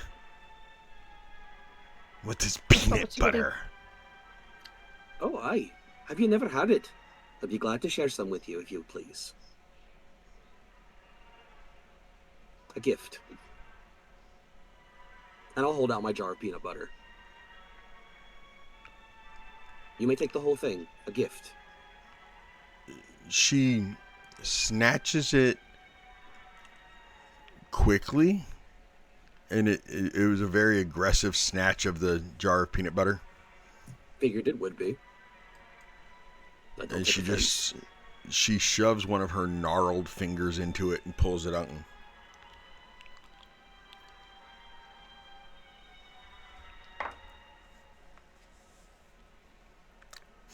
fuck you, Nat 20. Fuck you. She likes it? She fucking loves it. You see her fighting back a smile, like it hurts. Like her face is doing a motion that she's never done before, and it hurts. Yes, Eilidh. With the insight earlier, do I feel like this is much, much less of a powder keg at the moment? Yeah, it feels like all the fuses have been ripped out. Okay. I would like to still sneakily get out of the tree, and I would like to go north. Okay. I want to follow Bo. Did he sneak off again? Yeah, I was just about to say, Iris wanted to go back and like stand next to Bo, and then turns and finds that he's just like wandered off. So she's gonna make sure he's not off by himself. How do you make this peanut butter? Mage Hand, I'm gonna snatch it back. What'd you say, Kaida? I said Mage Hand can snatch it back. Do you? It's fine. It was a gift. Okay. It was a gift for her. Okay. I'll look over at Gyillygash and say, if you please, we can make an addendum and make sure the laird is okay with it. But perhaps a small portion of the land could be made for peanuts.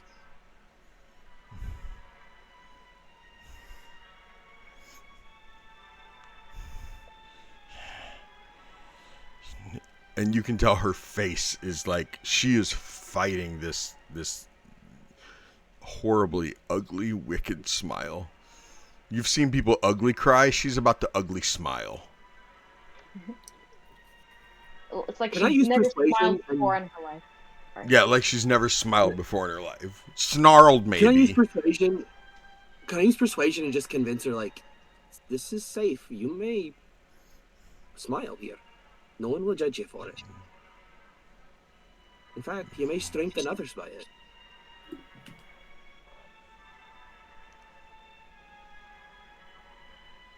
Aye, there you are in the end. That's not so bad, now is it? I like peanut butter. And she shoves her finger in there again. Then why don't we set apart a little bit of the land for some peanuts as well? Let the Martikovs know. And that will be part of your tribute. Yes. We will make peanut butter. And it will be good, and all will be well, and we shall have peace.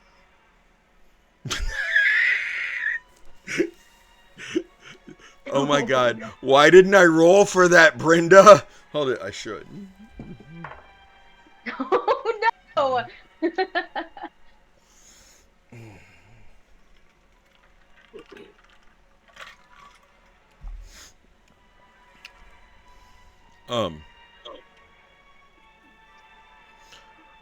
Brenda, you are amazing. And the purple dye lovists. Because that's another nat 20. She Holy has crap! a Purple guy's on severe. fire. She has a severe peanut allergy. No! Oh no! Oh no! Oh no! No! Oh no!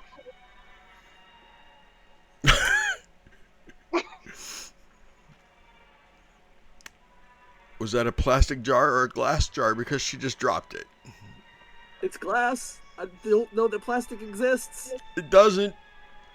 The peanut jar shatters. As she drops to the ground and starts convulsing. Everyone make way, and I'll get over towards her. Holy shit. I can't believe that. Oh my god. Seti, is this considered poison? Yes, it would be considered poison for her. Give me 1 second. I think She you're needs an landing. 5 EpiPen. hit points. Mm-hmm. Five life Yeah, Duke and I are in the same mind right now. 5 hit points of lay on hands, and I can neutralize poison that is affecting a creature. Boom. Okay. And I'll come over and I'll neutralize the poison. I'll hold her. It's like, are you all right? Gyillygash, speak to me.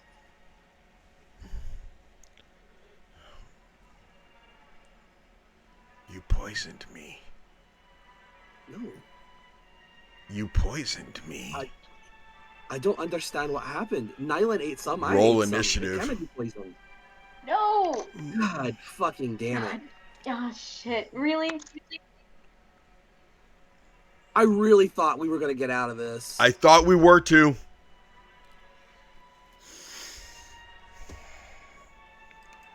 And remember, rolling initiative doesn't necessarily mean you have to fight. You just got to figure out a way to diffuse her thinking she just got poisoned. Right. And I'm on a all of 19. her people thinking she just got poisoned too. After all that. Okay. She only we got all an rolling? 11. Just in just case that? you might as well everybody.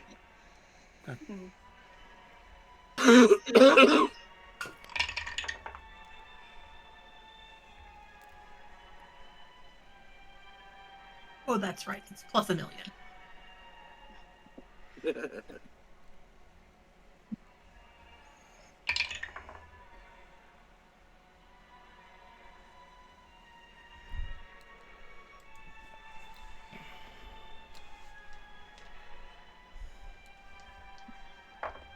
That's crazy. Okay. Might as well. All right. Iris got a 19 initiative. Oh, you're on the same one with me, Iris. Okay, cool. Nova got a 19 also. I did. Bo? I also got a 19. Jesus. Piotr. 11. Okay, she got an 11. Nyland got an 11. Eilidh? I rolled a natural 1. Oh, no. I rolled a 1! I helped! but my initiative is still 15. Don't you remember, Mr. Crab? He was number 1. Kaida. 13. 13.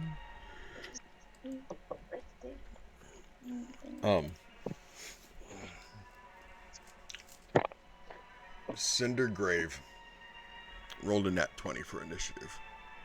Oh.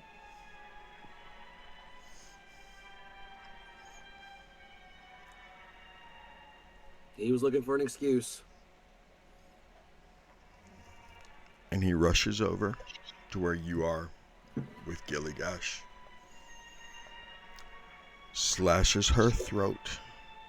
Do it. Stands up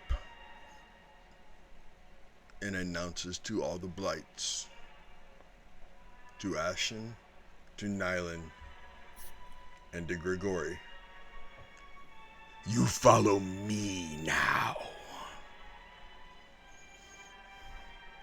Bow! What? You cut out. Bow. Bow.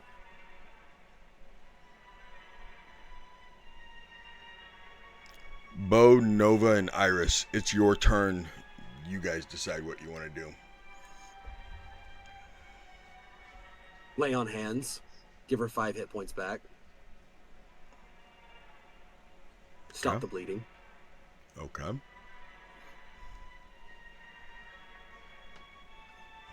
Hey, you need to do better than that, lad.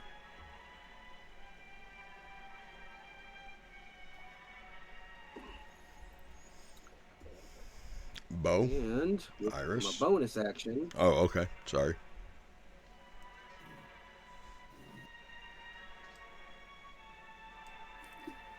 Let me look at my spells real quick.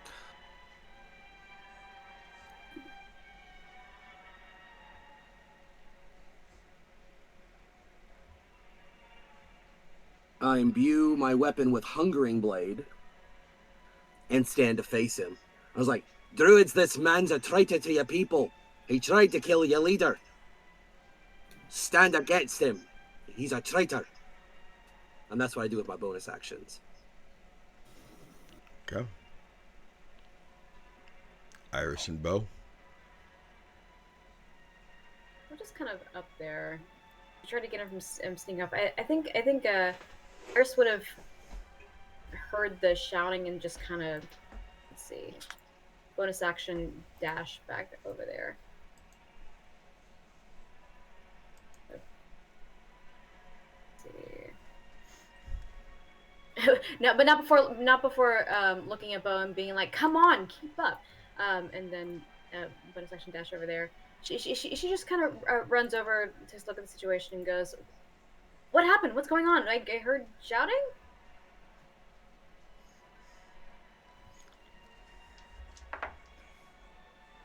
Nyland turns to you and goes, "You might have poisoned Gyillygash. You might not have poisoned Gyillygash. And Cindergrave is in charge now, but now Gyillygash is back alive, and I do not know what is happening." Fight, lad! Fight him!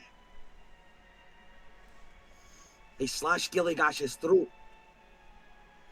Iris turns to fucking Cindergrave. You slashed her throat? I am the new leader. She needs to die. She's alive. You're not the new leader. It seems like you tried to rush the process.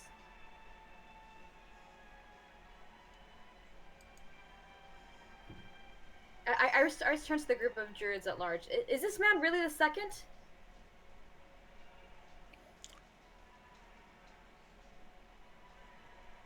She calls over to Kinslayer, I call him. Grigori way in the back goes, "I am second. She is my sister." But it's not his turn yet to get up there.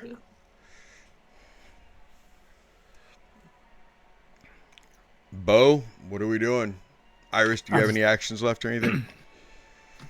She's gonna hold her action. Okay. What are you holding?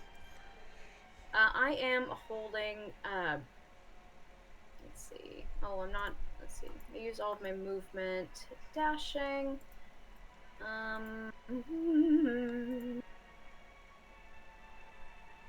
Yeah, she's just gonna hold a dagger throw to Cindergrave. Or Cindergrave. What are you waiting on? What's your trigger? I'm just gonna hold, like, I've got a dagger at my holster and I'm holding on it like quick draw, you know. Is there a trigger that for you to throw it? Any further violence from Cindergrave. Okay. Especially to Noble, yeah. Okay. Beauregard, sir. Can't move as fast as Iris. I'm just gonna walk 30 feet. Okay. You're not gonna run on that bum leg, old man? Nope. I don't need to run. Anything else? Nope. Okay. Next in order is Eilidh with that 17. It was a 15. if that matters. Is it 15? Why did I think you said 15, 17? She was referring to the strawberry wine. I did try to do that earlier, but I was muted. I'm really mad at myself.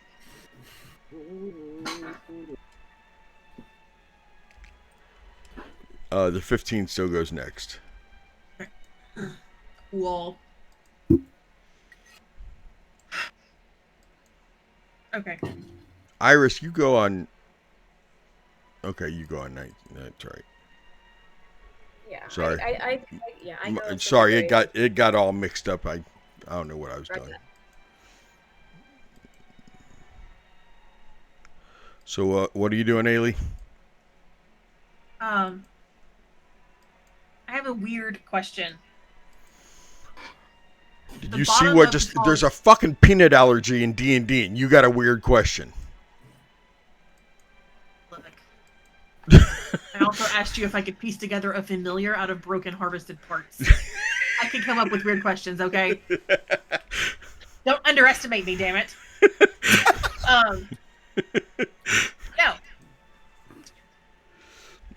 At the bottom of the... do I get the idea that Kiprix would be safe with his advantages to stealth in the dark and the dimness to mist and make his way through the grass and keep an eye out for what's going on for me? Yes, you would get the impression that yes, that could happen. That'd be okay. Okay. Use...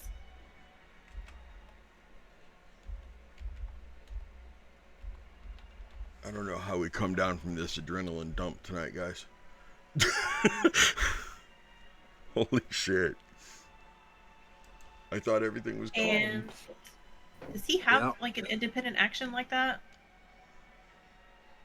It'd be your bonus action. He's got his own bonus action. Okay. Unless you want to make it my bonus action. I don't care. That's no, fine. He can have an independent for now. I don't care. That's fine. I don't think it's really going to matter at this moment.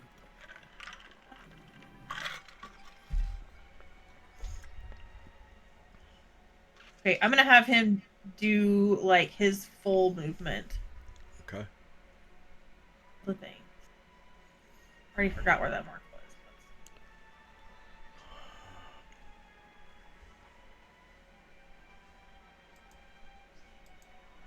Oh, this is frustrating. Okay. And ooh, good. I'm going to keep an eye on Cindergrave, specifically.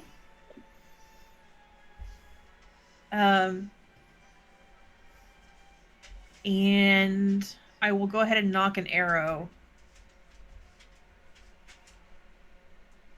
And I will hold a shot with the longbow if Cindergrave makes aggressive actions towards the party.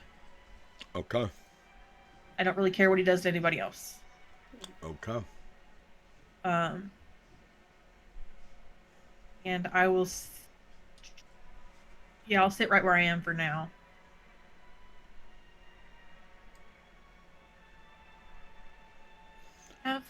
Grigori will run up there.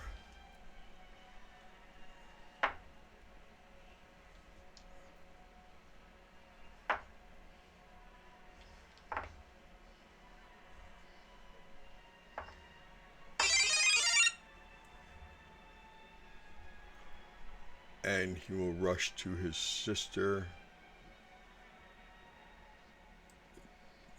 He's dashing to his sister. That is his action. Trying to help her. He will...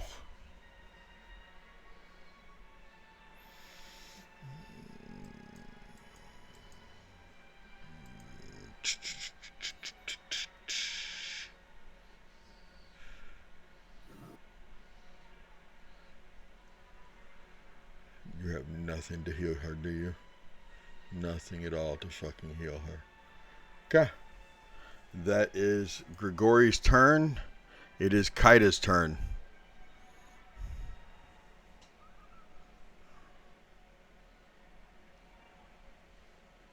Kaida will take a step forward.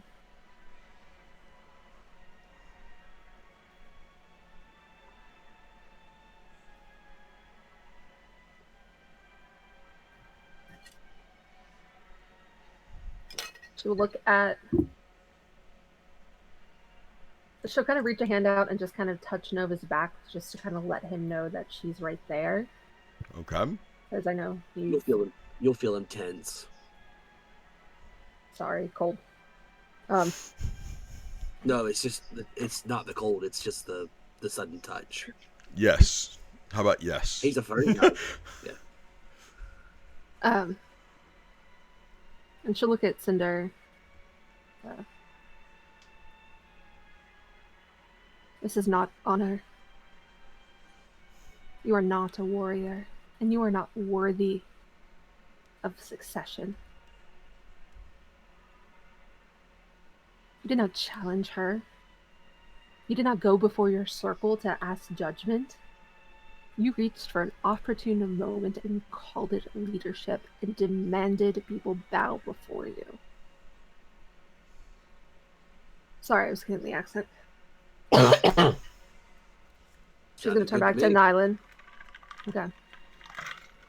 If you allow this, your next leader will not be the wisest among you. It will turn into whoever can draw blood fastest. Is that what your land has taught you? Is that the values of your circle?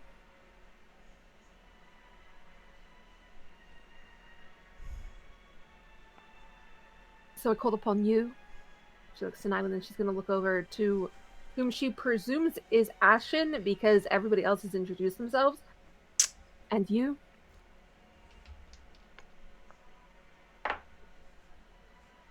Do not let this man win. Do not let one man twist a situation to his benefit. Do not let a murderer name himself successor. Restrain him.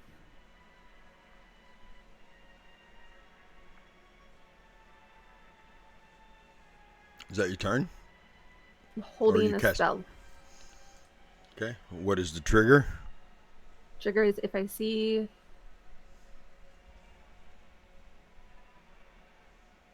If I see Cinder casting a spell. Okay. I'm going to cast counter spell. Okay. Piotr, it is your turn before Gyillygash and Ashen and Nyland and all the other blights get to go. Piotr is going to walk calmly up to Gyillygash. I already measured it. It's 30 feet. Okay.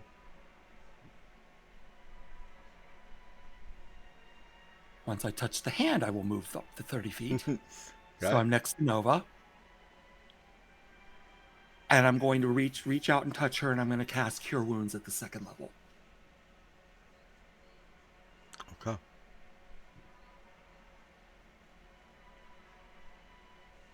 Give me one moment. I'll give you a number for that.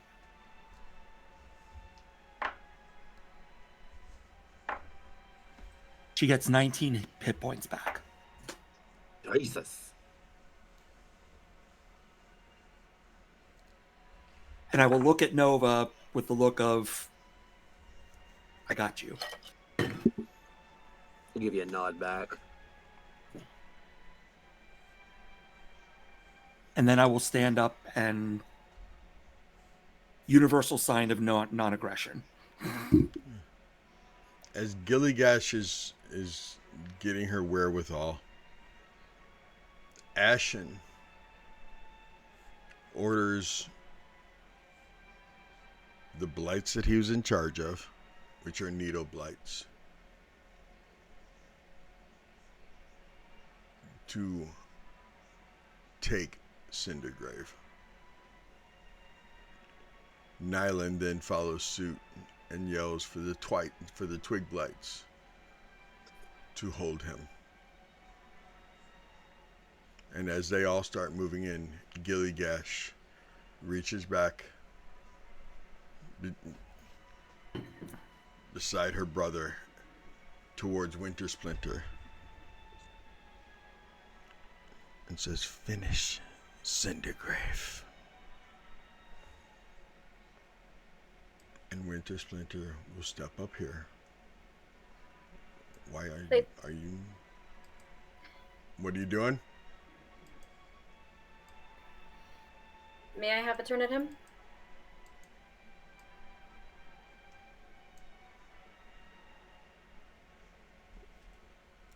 Winter Splinter picks Cindergrave up and is holding him up in the air,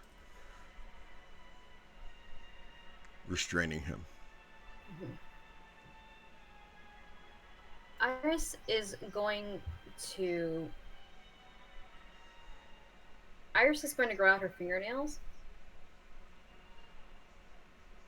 And she is going to unarmed strike his face with those fingernails. It's not your turn yet. Nova would be next. Well, actually, Cindergrave would be next, but... Yes, Cindergrave would be next, but on my turn. Sorry, I forgot we were in combat. It's okay. Cindergrave will be... You will get your triggers off, everybody, because Cindergrave is getting ready to cast a spell.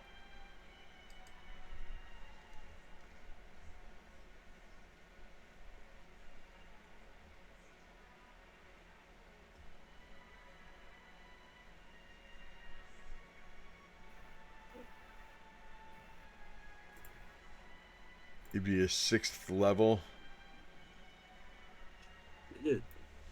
Mass cause wounds.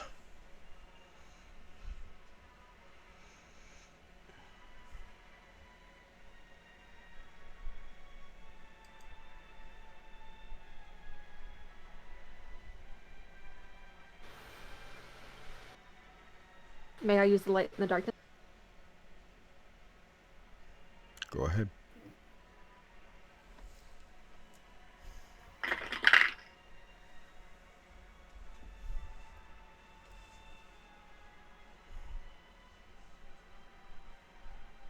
$22.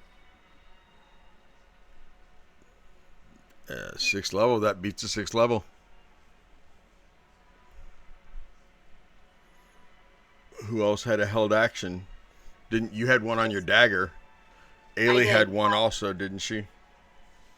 Yeah. Not that Eilidh would know that he was casting a spell necessarily. I was going to say Eilidh. I don't think Eilidh's is triggered because she hasn't, because he's got his back to her, right? So she can't even see the hand motion. Well, I mean, he's being held up in the air, so yeah, I mean. Iris would have seen the hand motion as she looked over him, so she just kind of reaches for her dagger and throws it at him. Stunning strike, does that count on thrown melee weapons as well, or does that have to be directly hand melee weapons? What is it? Stunning strike. I think it's melee. So just a regular like hand melee, not thrown melee? Yeah, I think it's hand melee. Let me verify for you. What? With a melee weapon attack. With a melee weapon attack. Yeah. Okay. Yeah. Regular within 5 feet of movement melee action. Okay. Thank you. I mean, she still tosses that thing. Okay. 25 to hit. That definitely hits him. Ooh. Let's see. 9 points of damage. Okay. 9 points of damage. That's not going to matter. If we were using the 2024 rule set, you could have stunned him. That's fair.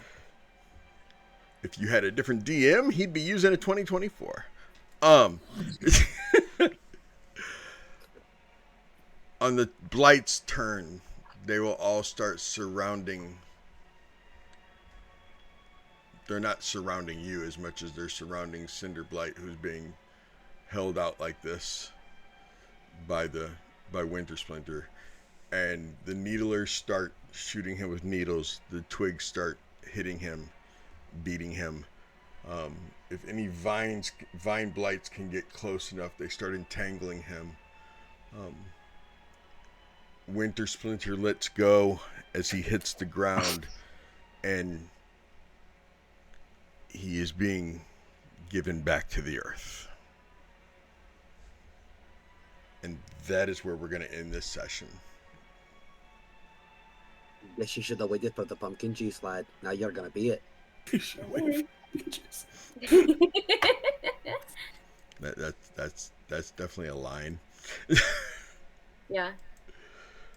Man, thank you guys for being here. You guys got to see the very first in my personal DM D&D life. You got to see the very first peanut allergy effect in D&D world in Barovia, as far as I know. Yeah, peanut allergy for the win, or for the loss. Yeah, saves the day.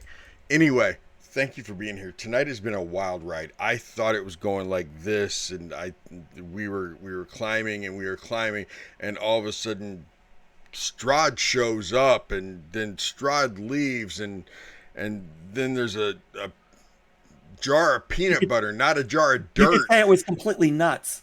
It was completely nuts, because this jar of peanut butter, not dirt, shows up. And then there's a peanut allergy, and then there's... Man, you guys need to go back and watch the VOD if you missed everything, because it gets good.